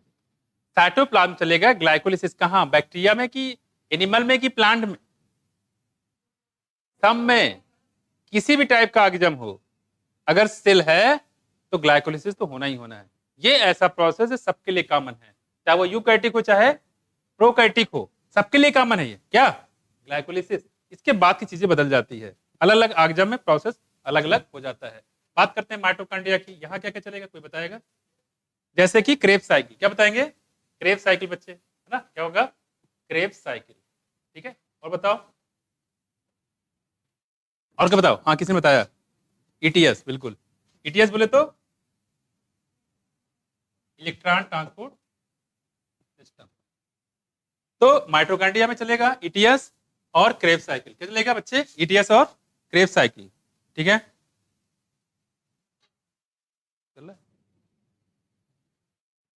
ईटीएस और क्रेब्स साइकिल, ठीक है, ठीक है, ईटीएस और क्रेब्स साइकिल, क्लियर। देखो जब तो ये ध्यान रखिएगा, साइटोप्लाज्म में देखो माइटोकॉन्ड्रिया सबके अंदर नहीं होता है। क्या बैक्टीरिया के अंदर माइटोकॉन्ड्रिया होता है, नहीं होता है।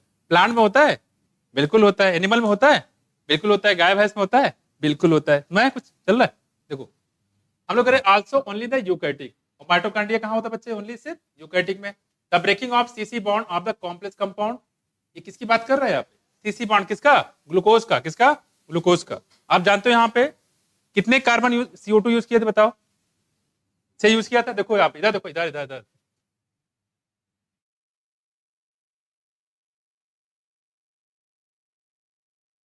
अब अच्छे, अच्छा अच्छा अच्छा अच्छा, ये सारे कार्बन जितने भी CO2 होंगे चेन बना लेगा इसका, ठीक। और ये जो बॉन्ड के फॉर्म में एनर्जी स्टोर कर देगा, किस फॉर्म में? बॉन्ड के फॉर्म में। तो ग्लूकोज में कितने कार्बन होते हैं? कितने? 6 कार्बन होते हैं, ठीक। अब देखो यहाँ पे 6 कार्बन यहाँ पे होते हैं। ये जब बॉन्ड टूटेगा बच्चे, ये बॉन्ड जब टूटेगा तो क्या रिलीज होगा? एनर्जी। यही एनर्जी एटीपी फॉर्म में आपको मिलता है। The breaking of CC bond of complex, CC bond of complex compound, complex मतलब यहाँ पे है ग्लूकोज से, किससे? ग्लूकोज से, ठीक। कह रहे कि through oxidation with in the cell, through oxidation with in the cell, यहाँ देखो, leading to release of considerable amount of energy, इसी को बोलते हैं क्या? रिस्पायरेशन। क्या बोलेंगे? रिस्पायरेशन, ठीक। The compound that are oxidised during this process known as respiratory substance, जिसका ऑक्सीडेशन करेंगे उसको बोलेंगे रिस्पायरेटरी सब्सटेंस। क्या रिस्पायरेटरी सब्सटेंस क्या क्या हो सकता है बताओ जल्दी? क्या ये कार्बोनेट हो सकता है?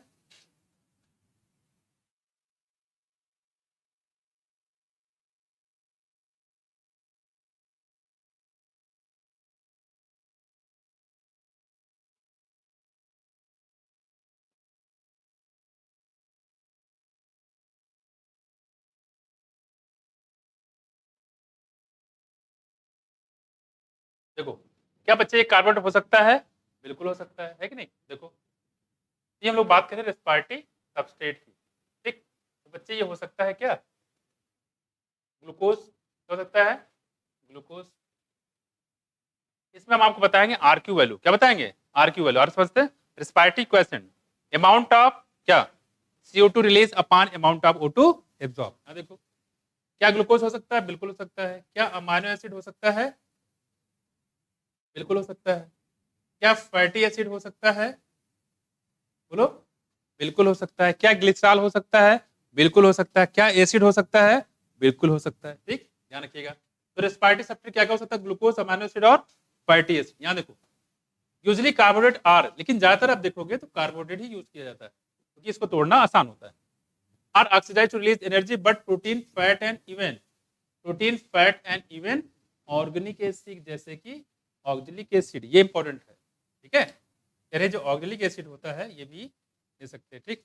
ऑर्गेनिक एसिड, और ऑर्गेनिक में से बहुत सारी चीजें आ सकती है, जैसे कि मैलिक एसिड, स्पार्टिक एसिड, है ना। ऑर्गेनिक एसिड भी हो सकता है। Glucose, amino acid, fatty acid और ऑर्गेनिक एसिड, ये रिस्पायरेटरी सब्सटेंस का काम करते हैं। मतलब ये कहने का है इसको तोड़ के आप इससे एनर्जी बना सकते हो, मतलब एटीपी बना सकते हो, ये कहने मतलब है। अब किससे कितनी एनर्जी मिलती है अभी हम आगे बात करेंगे। Use for respiratory substance in some plant under the condition during oxidation with in a cell all the energy contain in respiratory substance is not release free into the cell. करेंगे और in single step, करेंगे जो ये process होता है single step में नहीं होता है, मल्टी स्टेप में होता है। जैसे ग्लाइकोलिसिस की बात करें, ये इसमें ये 10 स्टेप होते हैं। कितने? 10 स्टेप होते हैं और 10 डिफरेंट टाइप के एंजाइम यूज करते हैं।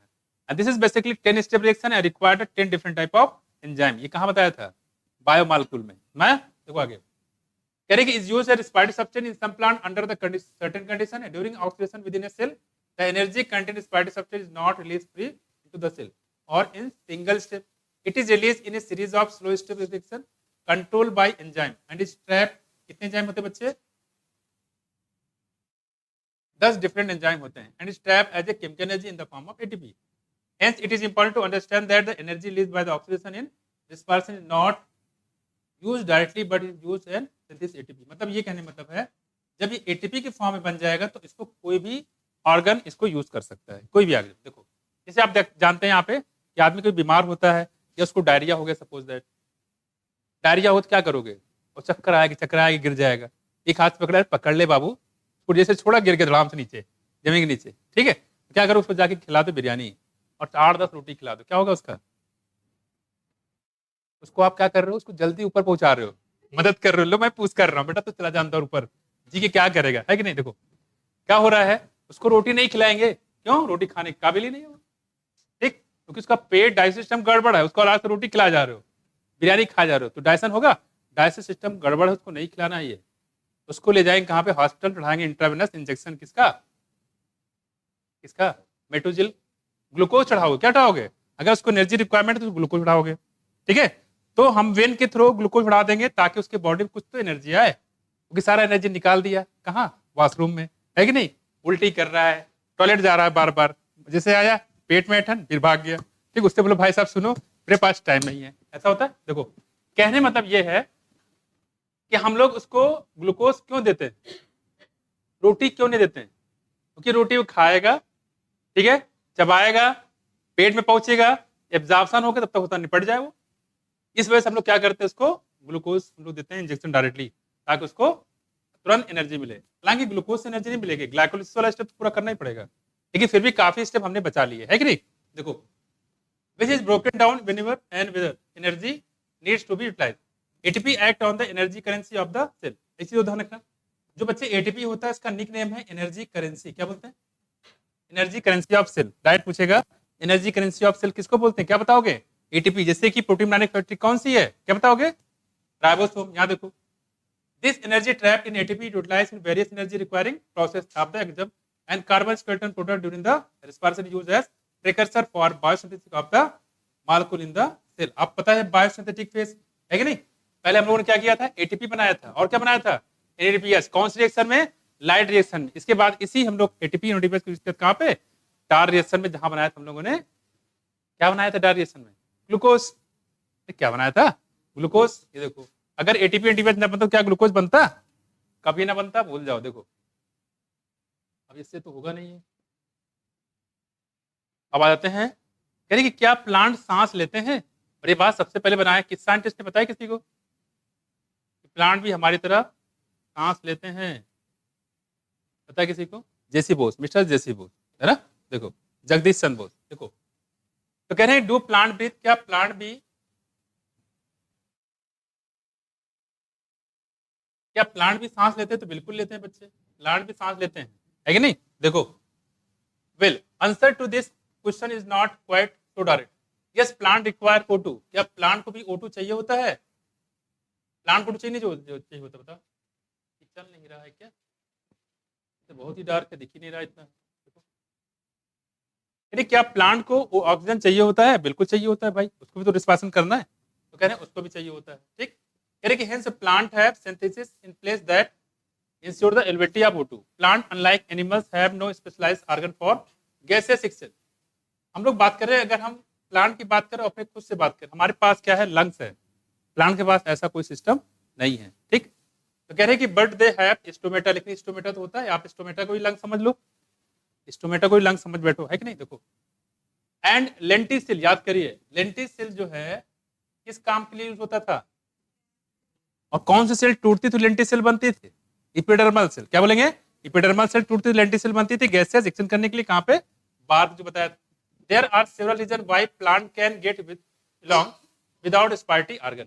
First, each plant part take part of the its, एक चीज बताया, देखो यहाँ पे कह रही कि जो प्लांट होता है can get along without respiratory organ, फिर इसमें respiratory organ नहीं होता तो इससे दिक्कत क्या होती है। देखो each plant part take care of its own gaseous exchange need, plant का हर पार्ट, रूट, लीफ, उसके स्टेम, ये अपना एक्सचेंज खुद करते हैं, क्या करते हैं, खुद करते हैं। लेकिन हम अपनी बात करेंगे तो हमारे लिए, अगर हम बात करें उसकी किडनी की बात करें, लीवर की बात करें, इसको कौन पहुंचाता है, एयर, सिर्फ लंग्स प्रोवाइड करते हैं, कौन कराएगा, कराएगा। लेकिन प्लांट में क्या होता है, हर ऑर्गन अपना रिस्पायरेशन की जिम्मेदारी उन्होंने खुद ले रखी है। पहला रीजन तो ये होगा कि इनके पास रिस्पायरेटरी ऑर्गन क्यों नहीं होते, क्वेश्चन आपसे पूछ सकते हैं। देखो तो पहला बताया कि each plant part take care of its own gas exchange needs, there is very little transport of gases. दूसरी बात क्या है, इनमें प्लांट को तो ऐसा नहीं होता है, उनको दौड़ना होता है, सुबह सुबह मॉर्निंग वॉक करना होता है, किसको, प्लांट को, एक जगह खड़े हैं बिल्कुल, है कि नहीं। प्लांट में चाहे धूप हो, चाहे पानी बारिश हो, ठीक है, चाहे हवा चले, चाहे पूरी एक तरीके से बहुत तेज मतलब आंधी तूफान आ जाए, उनको एक जगह खड़े रहना है। वही कह रहे हैं कि वहां पे उनको गैसेस सेक्शन बहुत कम करना पड़ता है। दूसरा बता देखो, there is very little transport of gas from the one plant part to the other, उनको गैसेस ट्रांसपोर्ट में बहुत कम ट्रांसपोर्ट करना पड़ता है, तो बहुत ज्यादा इसकी रिक्वायरमेंट भी नहीं है। दूसरी बात कह रहे हैं यहाँ पे, देखो सेकंड, पहला चीज तो ये हो गया भाई, भाई गैसेस एक्सचेंज बहुत कम करना पड़ता है, और दूसरी बात की हर प्लांट के पार्ट ने अपनी जिम्मेदारी खुद ले रखी है। फ्रूट ने अपने ले रखी है, स्टेम ने अपना ले रखा है, लीफ ने अपना कर रखा है, सब लोगों ने अपनी जिम्मेदारी खुद रखा है, तो कोई प्लांट पर डायरेक्टली किसी आर्गन पर डिपेंड नहीं है। दूसरी बात कह रहे हैं कि plant do not present great demand for gases, और प्लांट को बहुत ज्यादा गैसेस एक्सचेंज की डिमांड भी नहीं है ना। देखो ग्रेट डिमांड फॉर गैसेस, ये आपको ऑप्शन में दे सकता है कि प्लांट में रेस्पिरेटरी ऑर्गन क्यों नहीं पाए जाते, why don't have respiratory organ in plant, reason आपको ऐसे दे सकता है ऑप्शन में। Root stem and leaves respired at rate for lower than animal. आपको पता है चाहे रूट्स की बात करें, चाहे स्टेम की बात करें, चाहे लीव्स की बात करें, इसमें जो रेस्पिरेशन होता है एनिमल कंपेयर में लोअर होता है, धीरे धीरे होता है। Only during photosynthesis are large volume of gases exchange, सिर्फ अगर इसमें बात करें तो कहाँ पे ज्यादा होता है बच्चे, सिर्फ होता है फोटोसिंथेसिस के दौरान, जहां पे गैसेस एक्सचेंज ज्यादा होता है, बाकी केस में ये बहुत स्लो होता है। Are large volume of the gases exchange and each leaf is well adapted to take care of its own need, और हर जो पत्ती होती है वो अपना गैसेस एक्सचेंज खुद कर सकता है। ठीक है, अब देखो यहाँ पे when cell photosynthesis availability of O2 is not a problem in the cell since O2 release, कि जब सेल फोटोसिंथेसिस कर रहा होता है तो उस समय उसको O2 को बाहर से लेने की जरूरत नहीं होती, क्योंकि घर में ही बन रहा है तो बाहर लेने की क्या जरूरत है उसमें। लेकिन हमेशा तो नहीं होता है फोटोसिंथेसिस, मान लो रात के समय, क्या रात के समय O2 नहीं चाहिए होगा, बिल्कुल चाहिए होगा। तो रात के समय O2 खुद लेते हैं कौन, प्लांट। जो दिन में बाढ़ रही होते हैं रात में उनको खुद जरूरत पड़ जाती है, इसकी ऑक्सीजन को, इसलिए कह रहे हैं कि रात में जो है प्लांट ऑक्सीजन खुद लेते हैं। तो अगर आप उनके नीचे सोओगे ठीक तो क्या होगा, हालांकि ऑक्सीजन की लेवलिटी काफी ज्यादा है, 21% होता है, कोई फर्क, लेकिन क्या होगा कि ऑक्सीजन की लेवलिटी बहुत आपको कमी महसूस होगी, क्योंकि रात में ऑक्सीजन खुद लेते हैं कौन, प्लांट। यहाँ देखो वही कह रहे हैं कि यहाँ पे take care of own needs, कह रहे हैं कि when cell photosynthesis ability of O2 is not problem, जब ये फोटोसिंथेसिस कर रहा होता है तो O2 खुद निकाल रहा होता है, और ये O2 कौन से निकलता है, कौन से प्रोसेस से, किस प्रोसेस से O2 निकलता है बच्चे, अरे बता नहीं रहे हो, फोटोलिसिस ऑफ वाटर से। कौन सा मिनरल जिम्मेदार था इसके लिए, मैग्नीज और क्लोरीन, मैग्नीज और क्लोरीन, याद रखो। ठीक है, तो ये दो रीजन समझ में आया कि प्लांट में लंग्स जैसा ऑर्गन क्यों नहीं होता है। पहला रीजन बताओ, जल्दी बात नहीं करो, पहला बताओ। हर प्लांट के पार्ट ने अपनी जिम्मेदारी खुद ले रखी है। दूसरा, गैसेस एक्सचेंज यहाँ पे बहुत ही कम होता है, गैसेस एक्सचेंज यहाँ पे बहुत ही कम होता है। दो चीजें हो गई, और तीसरे की बात करें, देखो थर्ड क्या है,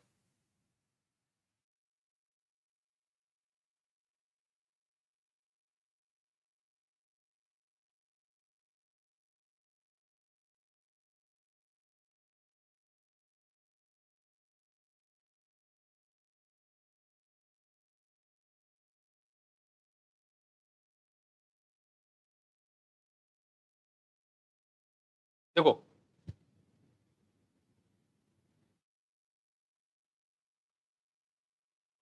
तो देखो कह रहे कि आगे हम लोग बात कर रहे हैं, थर्ड क्या है, distance that gases must diffuse even in large, बल्कि प्लांट इज नॉट ग्रेट, याद करें यहाँ पे, distance that gases must diffuse even in large, बल्कि प्लांट इज नॉट ग्रेट। कहने मतलब ये हो कि डिस्टेंस इसमें काफी ज्यादा होता है, डिस्टेंस यहाँ काफी ज्यादा होता है, अगर गैस का ट्रांसपोर्ट करना तो प्रॉपर पॉसिबल ही नहीं है।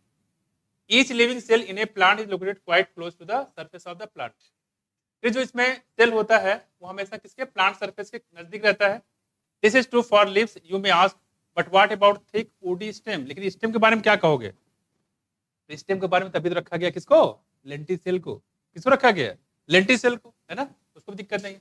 In stem the living cell are organized in a thin layer inside the beneath the bark, they also have opening called the lenticel, तो वो कैसे करेंगे, लेंटिसेल की मदद से। ठीक, the cell in the interior are dead and provide only mechanical support, बाकी की बात करेंगे मैकेनिकल सपोर्ट करेगा।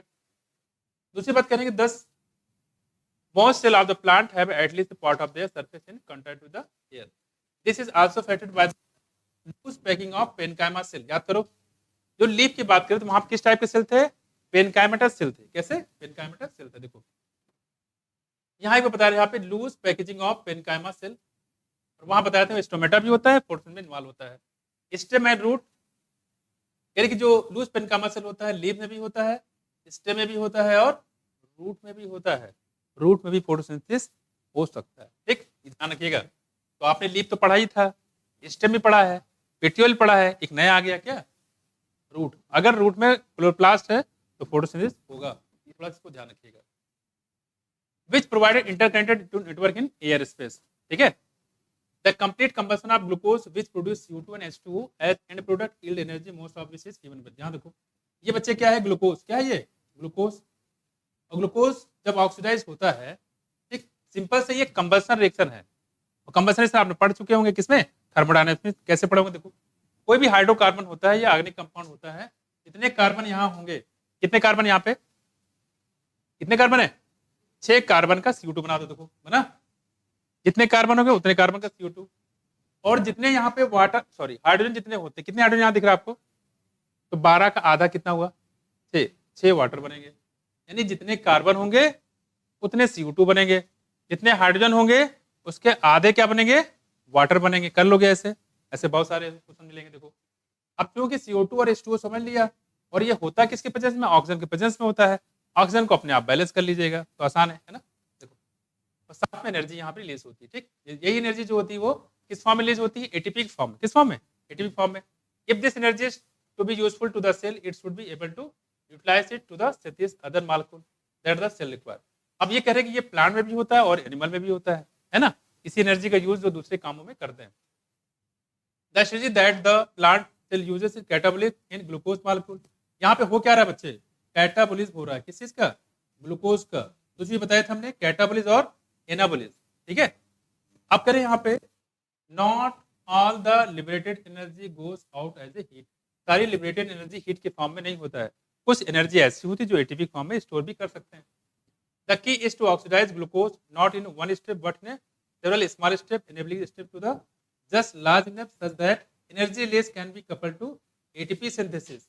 और एनर्जी रिलीज हो गई मतलब है कि यहाँ पे एटीपी का फॉर्मेशन है। यहाँ देखो कह रहे कि energy release can be coupled to the ATP synthesis.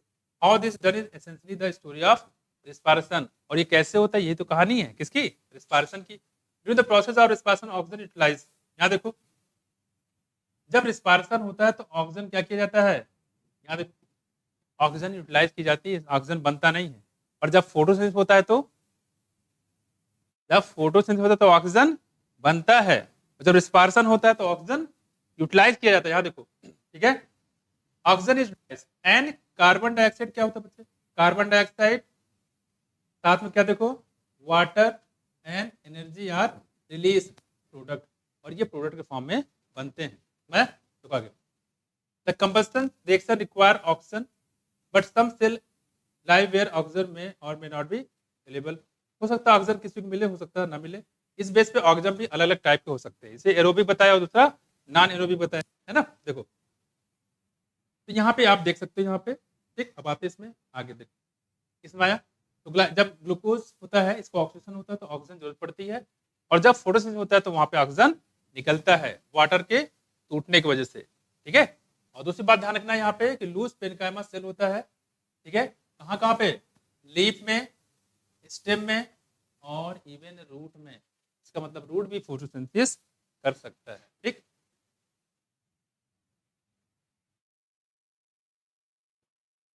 ये सिर्फ इंट्रो बता रहे हैं बच्चे, और मोस्ट इसमें क्वेश्चन आपको यहाँ पे है नहीं। देखो यहाँ पे क्या कहना देखिएगा, कह रहे हैं यहाँ पे कि जो हाँ तो पहले स्टेप बताया इसके बारे में बात करें। देखो ये जो ऑर्गेनिज्म होता है, ऑर्गेनिज्म जो हो सकता है कुछ फैकल्टेटिव हो, फैकल्टेटिव एनारोब। क्या मतलब इसका, फैकल्टेटिव एनारोब मतलब क्या, देखो फैकल्टेटिव मतलब होता है इसके पास ऑप्शन होते हैं। एक होता है ऑब्लिगेट, दूसरा होता है फैकल्टेटिव। ऑब्लिगेट का मतलब ये होता है कि इसके पास कोई ऑप्शन नहीं होता है, और फैकल्टेटिव में इसके पास ऑप्शन होता है।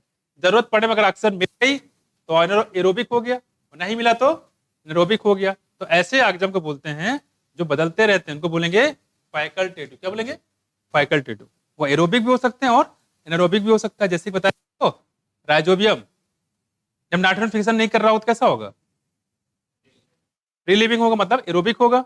जब कर रहा होगा तो एनारोबिक होता है। देखो वही बात करें यहाँ, देखो facultative anaerobe while other the requirement for anaerobic condition is obligate. और हो सकता है कुछ में क्या हो, ऑब्लिगेट हो। जो एरोबिक बैक्टीरिया जैसे कि एजिटोबैक्टर और एजोस्पाइलम ऐसे होते हैं, एरोबिक होते हैं। देखो in any case all living organism retain the enzymatic machinery to partially oxidise glucose. यहाँ देखो क्या लिखा है, पार्शली ऑक्सीडाइज ग्लूकोज। मतलब ये कहने का है कि प्रोकैरियोटिक में कंप्लीट ऑक्सीडेशन नहीं होता है। क्या? प्रोकैरियोटिक में कंप्लीट ऑक्सीडेशन नहीं होता। किसका? ग्लूकोज का। किसका? ग्लूकोज का। तो भी बोला गया पार्शली ऑक्सीडेशन होता है। क्या होता है? पार्शली ऑक्सीडेशन होता है। ठीक, देखो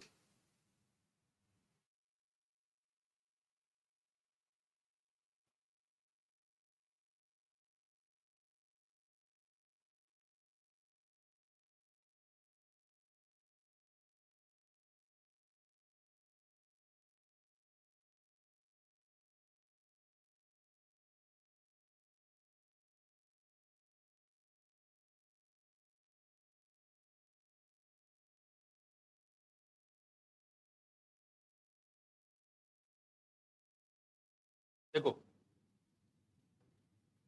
अगर यहाँ हम बात करें, देखो यहाँ पे फिर in any case all living organism retain the enzymatic machinery. मतलब कहने मतलब कि एंजाइम तो सबके पास होना ही चाहिए अगर ग्लूकोज को तोड़ना है तो।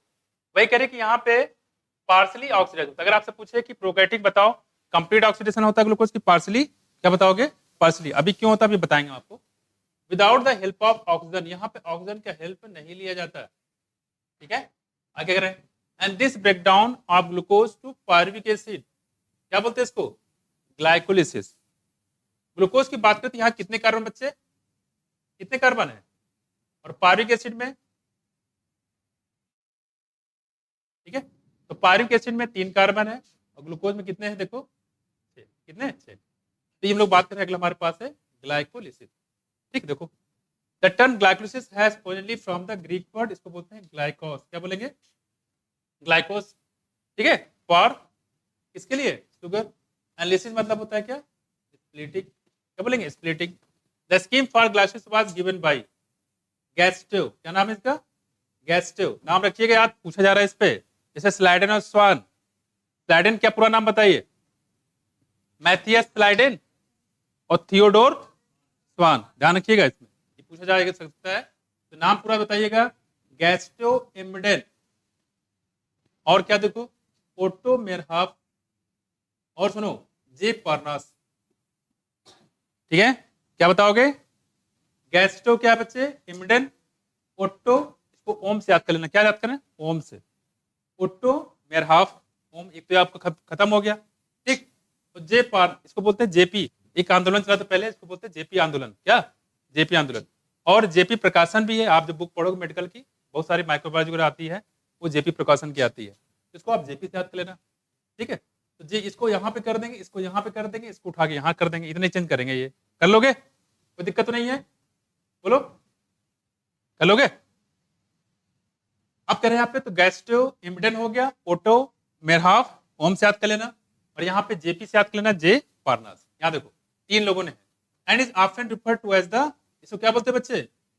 EMP pathway. ग्लाइकोलिसिस का दूसरा नाम है बच्चे क्या? EMP pathway. ईएमपी बोले तो इम्बेडेन मेरहाफ पार्नास साइकिल। क्या?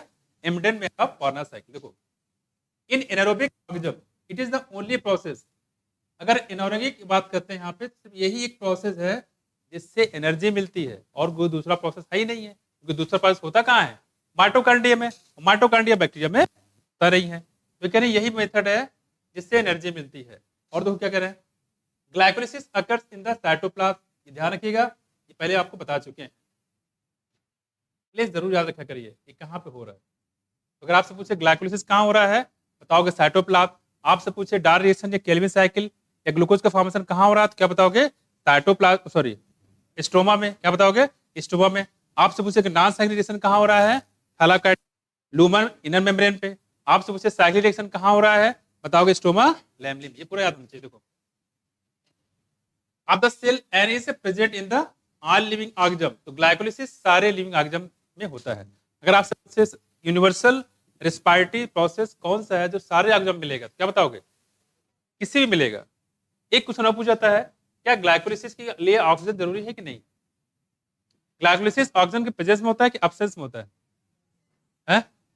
अरे इससे कोई मतलब नहीं है, ऑक्सीजन हो चाहे ना हो इससे कोई मतलब ही नहीं है, या ऑक्सीजन पे डिपेंड ही नहीं करता है। क्लियर बा?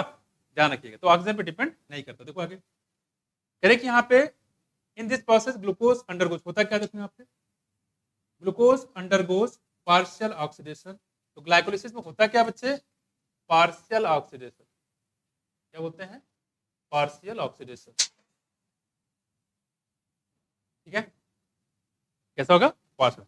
ये बताया था फोटोसिंथेसिस कैसा प्रोसेस बताया था हमने, फिजिको केमिकल। कैसे बताया था, फिजिको केमिकल प्रोसेस होता है। यहाँ देखो यार, इसमें पार्शियल ऑक्सीडेशन होता है, कंप्लीट नहीं होता है। देखो आगे कह रहे कि 2 मॉलिक्यूल ऑफ पायरुविक एसिड, उसमें बनता है क्या बच्चे, 2 मॉलिक्यूल बनते हैं किसके, पायरुविक एसिड के, जिसमें कार्बन कितने होते हैं, 3। यहाँ देखो in plant this glucose derive from sucrose. अगर हम प्लांट की बात करें तो इस ग्लूकोज को कहाँ से निकालते हैं बच्चे, सुक्रोज से। कहाँ से, सुक्रोज से, है ना, किससे, सुक्रोज से।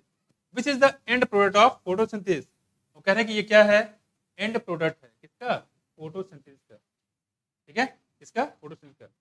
इसी तरह यहाँ पे ध्यान दो, हालांकि अगर आप बात करें फोटोसिंथेसिस तो एंड प्रोडक्ट क्या होता है, ग्लूकोज। क्या होता है, लेकिन यहाँ लिखा क्या है, देखो सुक्रोज लिखा हुआ है, बस पे ध्यान रखना। और आप देखे होंगे, अपने ध्यान दिया होगा, जब हम लोग पढ़ रहे थे क्या, कैल्विन साइकिल। तो कैल्विन साइकिल सबसे पहले क्या था, कार्बोक्सिलेशन। जब इसको जब CO2 जुड़ा था वहां पे, ठीक है, तो पहला प्रोडक्ट क्या बना था, पीजीए। और पीजीए के बाद क्या बना था, ट्रायोस फास्फेट। क्या बना था, ट्रायोस फास्फेट। और उसके बाद दिखाया गया सुक्रोज, और फिर बगल में लिखा था स्टार्च। याद है, सुक्रोज स्टार्च। ग्लूकोज से कहीं नाम भी नहीं दिया गया वहां पर। तो आप भी ध्यान रखिए कि जैसे लिखा हुआ है, यहाँ देखो ग्लूकोज डिराइव फ्रॉम द, हाँ कहाँ,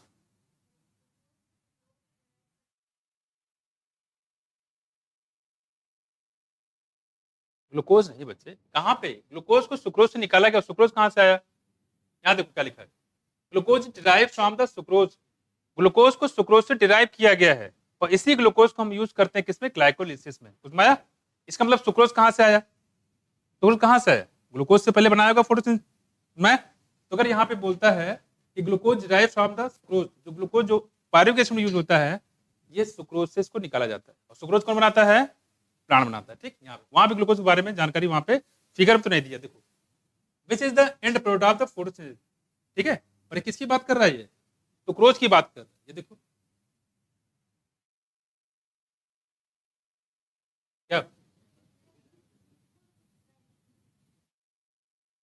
ग्लूकोज तो सुक्रोज से डिराइव किया गया है, इसका मतलब क्या है, हैं? कहेगा इसका, मेरी बात समझो क्या है, मतलब ये कहने का है कि वास्तव में ये बात जो किसी कर रहा है, ग्लूकोज की, ग्लूकोज की सही बात तो ग्लूकोज ही होना चाहिए, लेकिन है क्या यहाँ पे, सुक्रोज। कहाँ पे ये, अरे तो देखो ये क्या लिखा है, ये विच, मेरी बात समझो जरा, ये जो विच लिखा हुआ है, ठीक, अरे जो लिखा है मैं उसकी बात कर रहा हूँ, ये तो हम भी कह रहे हैं गलत लिखा हुआ है। यहाँ पे जो विच ओम लिखा जाता है, किसके लिए लिखा जाता है, इसके लिए लिखा जाता है, जस्ट बैक साइड में। ग्रामर इंग्लिश में देखो, जो बैक साइड होता है उसके लिखा जाता है। क्या लिखा है, देखो देखो, फिलहाल ये जान लो, मेरी बात समझो, कि जो इसमें यूज होगा कौन सा, ग्लूकोज। ठीक है, आगे देखो, is the end product of the photosynthesis. ये कह रहे हैं कि ये क्या होता है, एंड प्रोडक्ट होता है। क्या होता है, एंड प्रोडक्ट होता है। ठीक, आगे देखो, आर फ्रॉम स्टोर्ड। स्टोर मतलब कौन सा फॉर्म में स्टोर होगा, स्टार्च के फॉर्म में, है ना। तो हो सकता है कि ये स्टार्च के फॉर्म में स्टोर हो, उसको चेंज करें किसमें, सुक्रोज में। सुक्रोज को किसमें लाएंगे, ग्लूकोज में। ये भी हो सकता है कि स्टोर मटेरियल भी हो सकता है और तुरंत यूज भी कर सकते हैं, या हो सकता है कि ट्रांसपोर्ट करके भी इसको ला सकते हैं। तीनों मेथड होते हैं यहाँ पे, देखो।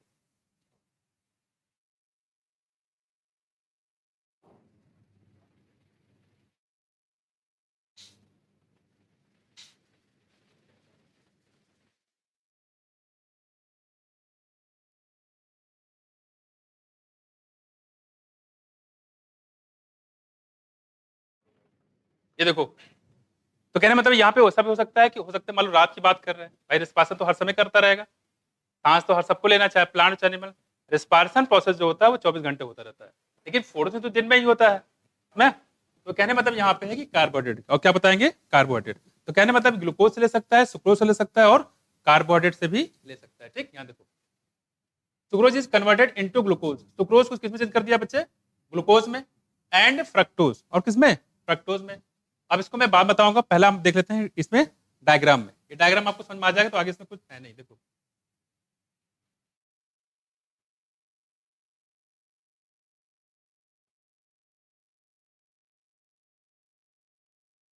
सोने से भी डर लगता है।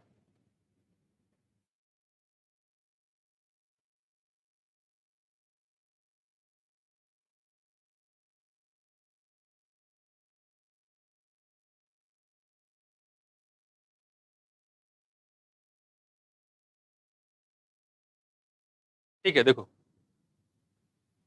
ठीक है, और इसको समझना बहुत जरूरी है। देखो पहले देख लो इसको, देखो क्या, देखो पहले से तो ये जो प्रोसेस सबसे कॉमन चीज है, पहले इसको समझ लेंगे, यहाँ पे जो चीज समझा देंगे वो यहाँ पे लिखा हुआ है, इसको पढ़ने से अच्छा इसको आप देख लो। ठीक है, देखो पहले से तो ये प्रोसेस जो हो रहा है, इसका नाम क्या पूछेंगे, क्या बताओगे? ग्लाइकोलिसिस। ये हो कहाँ रहा है, कहाँ हो रहा है? ये भूल जाओ हो कहाँ रहा है, क्या बताओगे? साइटोप्लाज्म। अब होता है क्या, देखो ये यहाँ पे ग्लूकोज आया है, चाहे स्टोर फूड मटेरियल से आया, मतलब स्टार्च से आया हो, चाहे स्टार्च को कन्वर्ट करके किसमें, जाहिर सी बात स्टार्च से जब ग्लूकोज आएगा तो सुक्रोज के फॉर्म में ही आएगा। ट्रांसपोर्ट किस फॉर्म में होता है? सुक्रोज के फॉर्म में। यानी किसी भी तरीके से आता है, यहाँ पे ग्लूकोज आया साइटोप्लाज्म में, या हमारी बॉडी की बात करें, हम लोग जो खाना खाया, डाइजेशन होने के बाद एब्जॉर्प्शन हो गया, ठीक है, और एब्जॉर्प्शन होने के बाद पहुंचा कहाँ पे, साइटोप्लाज्म में। अब यहाँ पे जैसे पहुंचेगा तो होगा क्या, देखो सबसे पहले क्या बनता है, देखो क्या है, ग्लूकोज से बनता है ग्लूकोज सिक्स फास्फेट, पहला स्टेप तो ये है। और इसमें हुआ क्या, देखो ग्लूकोज में कार्बन कितने होते हैं बच्चे, 6, छठे वाले कार्बन पे फास्फेट ग्रुप आके लग जाएगा, छठे वाले कार्बन पे फास्फेट ग्रुप आके लग जाएगा। इसका मतलब यहाँ पे फास्फेट कहां से आएगा, एटीपी से आएगा। कहां से आएगा? एटीपी से आएगा, एडेनोसिन ट्राइफॉस्फेट। फिर वह यहाँ पे किससे आया, एटीपी से। तो जब जब फास्फेट लगेगा तब तब एटीपी का खर्चा होता है यहाँ पे, माया, जब जब फास्फेट लगेगा तब तब एटीपी का यहाँ पे खर्चा होता है, पूरा कैलकुलेशन भी पूछा जाता है। ठीक, इसका मतलब यहाँ पे एक एटीपी लगा, एक एटीपी खर्च हुआ। देखो आगे, तो ग्लूकोज से ग्लूकोज के छठे पोजीशन पे लग गया फास्फेट, इसे बन गया ग्लूकोज 6 फास्फेट। यहाँ देखो कार्बन उतने ही, कार्बन में कोई चेंज नहीं हुआ, 6 कार्बन यहाँ पे, 6 कार्बन यहाँ पे। ग्लूकोज से बन गया यहाँ पे फ्रक्टोज 6 फास्फेट। ग्लूकोज फ्रक्टोज क्या होते हैं आपस में, ग्लूकोज फ्रक्टोज क्या होते हैं?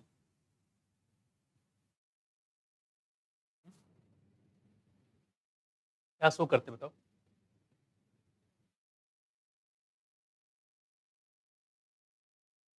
फंक्शनल आइसोमर, क्या बोलेंगे? Functional isomer. ठीक है, देखो इसमें क्या हुआ, सिर्फ आइसोमराइजेशन हुआ। क्या हुआ? आइसोमराइजेशन हुआ, और इसमें कुछ नहीं हुआ। ग्लूकोज से क्या बन गया, फ्रक्टोज। कोई दिक्कत इसमें, कोई दिक्कत? यहाँ देखो आगे, कार्बन अभी वो इतना ही है। इसके बाद आप देखो कि फ्रक्टोज 6 फास्फेट से बन गया फ्रक्टोज 1,6 बिसफास्फेट। इसका मतलब पहले कार्बन, सॉरी छठे कार्बन पे तो फास्फेट लगा था पहले से, अब क्या हुआ, पहले वाले कार्बन पे फिर फास्फेट लग गया, और फिर फास्फेट लगने का मतलब एक एटीपी फिर से यूटिलाइज हुआ, खर्च हुआ कि बना, खर्च हुआ ना। इसका मतलब एक एटीपी पहले खर्च हुआ, एक एटीपी फिर खर्च हुआ। ठीक, यहाँ पे अगर देखोगे तो फ्रक्टोज 1,6 बिसफास्फेट पहले और 6 कार्बन पे फास्फेट ग्रुप लग गया इसमें, क्लियर हुआ? अब देखो यहाँ पे, अब इसमें कार्बन कितने हैं, 6 कार्बन अभी भी है, कितने हैं, 6 कार्बन। अब ये 6 कार्बन वाला 2 पार्ट में टूट जाता है, कितने पार्ट में, 2 पार्ट। पहला बताया था देखो, यानी कि ट्रायोस फास्फेट के 2 मालिक्यूल में टूट जाता है। पहला क्या बताया देखो, ट्रायोस फास्फेट एक यहाँ पे, एक ट्रायोस फास्फेट यहाँ पे है, इसका नाम हो जाएगा ग्लिसरॉल्डिहाइड 3 फास्फेट। क्या नाम हो जाएगा? Glyceraldehyde 3 phosphate. इसी को बोलते हैं पीजीएल। क्या बोलेंगे इसको? पीजीएल। देखो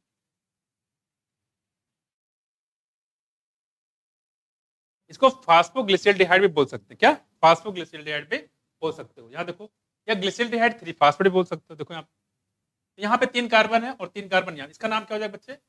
di hydroxy stone phosphate. Short में इसको बोलते हैं DHAP।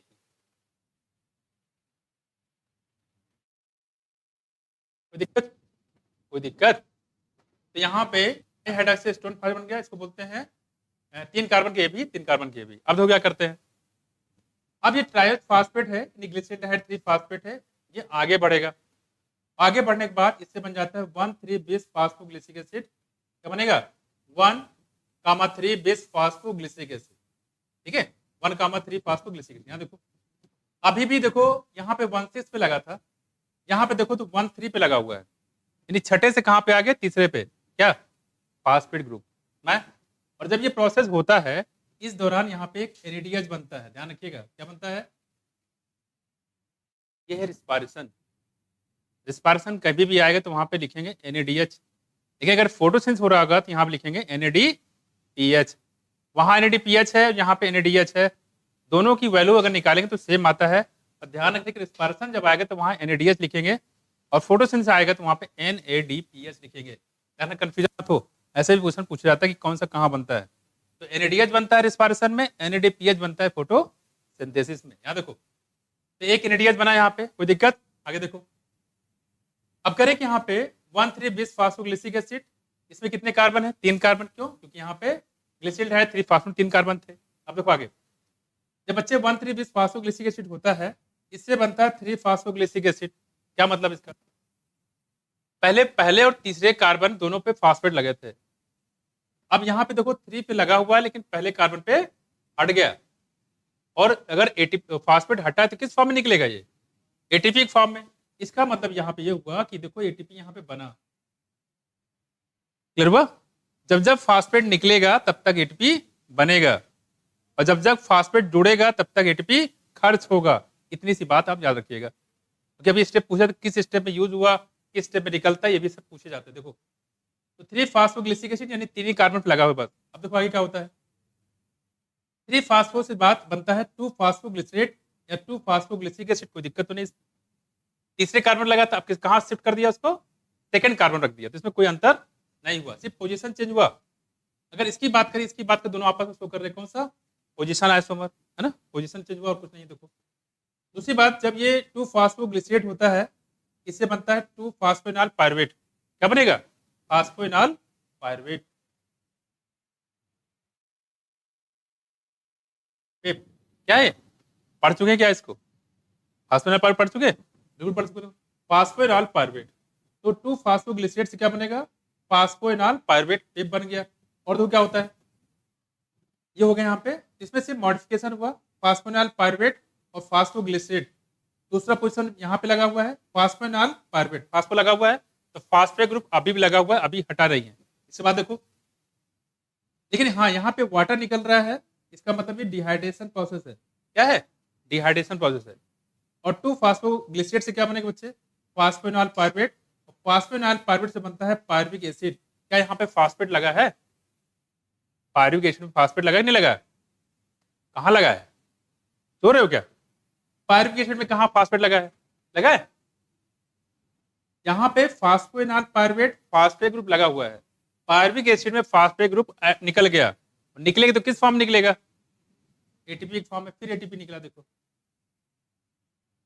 उसमें आया। तो एक ग्लूकोज से कितने पायरुविक एसिड बने? कितने? 2। कितने बने? 2। ये तो तब हुआ जब हम लेके चल रहे थे ग्लिसरॉल 3 फास्फेट, ये तो भी बचा हुआ है, THAP अभी बचा हुआ है। क्लियर हुआ? जैसे बच्चे ये आया है, इसके फिर ये ट्रांसफर होगा आगे, ट्रांसफर होने के बाद फिर वैसे आएगा। अल्टीमेटली मतलब ये कहने का है कि आप ऐसे, जब ये तो आ गया, अब जब ये आएगा तो क्या करना है, जितने भी मालकुल नीचे बने उसको क्या कर लेंगे? डबल कर लेंगे। डबल। जैसे NADH कितने बताएंगे बच्चे? ATP कितने बने बच्चे? यहाँ वाटर कितने बच्चे? यहाँ पे ATP कितने बच्चे? माइक उड़ गया, मैं कुछ। अब जो क्वेश्चन पूछ रहे हैं उसका जवाब दो। क्वेश्चन यहाँ पे ये है कि ग्लाइकोलिसिस में बताइए कितने ATP टोटल यूज होते हैं, जल्दी बताओ। कितने यूज होते हैं? देख के बताओ जल्दी फटाफट। 2 कि 4? 4। कहाँ? हमको भी दिखा दो, हमने नहीं देखा कहीं। कहाँ 4 हो गए? 6। बहुत सही है। ग्लाइकोलिसिस में टोटल 2 ATP यूज हुए। कितने? 2। पहला क्वेश्चन। दूसरा क्वेश्चन बताओ, ग्लाइकोलिसिस में टोटल कितने ATP रिलीज होते हैं? कितने रिलीज होते हैं बताओ? कितने रिलीज होते हैं? देख के भी नहीं बता पा रहे हो, मान गए। अरे मेरे लाल, 2 ये है, 2 ये है, कितने हो गए? 2 2 1 होता है कि 4 होते हैं? समझ आया? कितने होते बच्चे? 4। कोई दिक्कत इसमें? तो 2 यूटिलाइज हुए और 2 खत्म हो गए, बचे कितने? मतलब बने कितने थे पूरे? 4। 4 बने थे और 2 यूटिलाइज हुए, तो नेट प्रॉफिट कितने का हुआ? कोई दिक्कत इसमें? अरे क्वेश्चन पूछा गया, इसी साल आया था ये, इसी साल आया था। उसमें आया कोई दिक्कत? तो 4 एटीपी बने, 2 यूटिलाइज हो गए, तो नेट प्रॉफिट कितने का? 2 एटीपी का डायरेक्ट। अब आते हैं इनडायरेक्ट। इधर से आया 2 एटीपी कैसे बने? क्लियर? नेट प्रॉफिट पूछे तो 2 एटीपी का बनना अलग है, प्रॉफिट अलग है। किसी बिजनेस आपने 4 लाख लगाए और आपको यहाँ पे मान लो 10 लाख मिले, तो प्रॉफिट कितना हुआ है? 5 लाख का। बिल्कुल वैसे यहाँ पे क्या क्या बोला हमने? क्या बोला? 5 का ना? 5 ही तो बोल रहे हैं। क्या चाहिए होगा? कितना बोला था हमने? पैसे बहुत याद रखती हो। देखो इधर, यहाँ देखो, यहाँ देखो। मैंने तो ऐसे बोल, तुम लोग ध्यान देते हो नहीं देते? इधर देखो, इधर इधर इधर। अगला क्वेश्चन बताओ, ग्लाइकोलिसिस प्रोसेस में कितने एनएडीपीएस बनते हैं? कितने? हाथ ऊपर खड़ा करो, 2 वाले ऊपर खड़ा करो। कितने? बोलो जल्दी बताओ। हाथ खड़ा करो। कितने एनएडीपीएस बनते हैं ग्लाइकोलिसिस में? हाथ खड़ा करो। हमने जो पूछा वो ना बताओगे, कहानी क्वेश्चन बदल दोगे। कैसे पता गलत बोल रहे हैं? किसमें होता है? तो हमने कब कहा कि वहां नहीं होता? हमने कब कहा कि वहां नहीं होता? क्वेश्चन बदलते थे तुम लोग। आप, मैंने क्या पूछा, फिर से कान साफ करके सुनो। ग्लाइकोलिसिस में कितने एनएडीपीएस बनते हैं, ये क्वेश्चन मिलेगा आपको। है? 0। समझे मेरे हीरो? 0। अब फिर से सुनो, ऐसे क्वेश्चन गलत करा देंगे आपको, हवा में नहीं लगेगा। ग्लाइकोलिसिस में ठीक सी जरूरत भी नहीं है। ठीक, ग्लाइकोलिसिस में, ठीक है, कितने एनएडीएच बनते हैं? अब आपने अच्छा बोला है, तो एनएडीएच को, एनएडीपीएच को ध्यान रखिएगा। फिर से सुनो, तो नेट प्रॉफिट की बात करें ग्लाइकोलिसिस में, तो कितने एनएडीएच बनते हैं? 2। और कितने एटीपी को नेट प्रॉफिट हुआ? 2। कितना क्लियर हुआ? अगर आपसे डायरेक्ट पूछा जाता है कि एटीपी कितने बने डायरेक्ट, तो 2, लेकिन अभी एनएडीएच बचा हुआ है। अब ये ग्लाइकोलिसिस कहां चलेगी, इसके आगे प्रोसेस कहां हो रहा है हमें नहीं पता है ना। ये यूकैरियोटिक में हो रहा है कि प्रोकैरियोटिक, पता है? नहीं पता है। अब ये पता है आपको कि एक एनएडीएच से कितने एटीपी बनते हैं? 3। कितने? और बने कितने? 2। तो 1 से 3, तो 2 से, और 2 पहले एटीपी था, 8 हुए। तो अगर आपसे पूछे ग्लाइकोलिसिस मान लो यूकैरियोटिक है, यूकैरियोटिक प्रोसेस में ग्लाइकोलिसिस से नेट एटीपी कितने बनेंगे?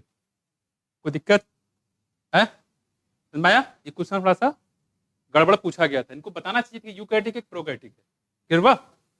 काफी लोग ऐसे रिफ्लेक्स से पूछ जाते हैं, जब क्वेश्चन करवाएं तो आपको बताएंगे कैसे पूछते हैं। भाई बताना पड़ेगा ना आपको। तो पूरे नेट प्रॉफिट की बात करें यूकैरियोटिक में तो कितने? 8। और प्रोकैरियोटिक की बात करेंगे तो 2, क्योंकि एनएडीएच बनाने के लिए इनके पास क्या नहीं है? माइटोकॉन्ड्रिया नहीं है।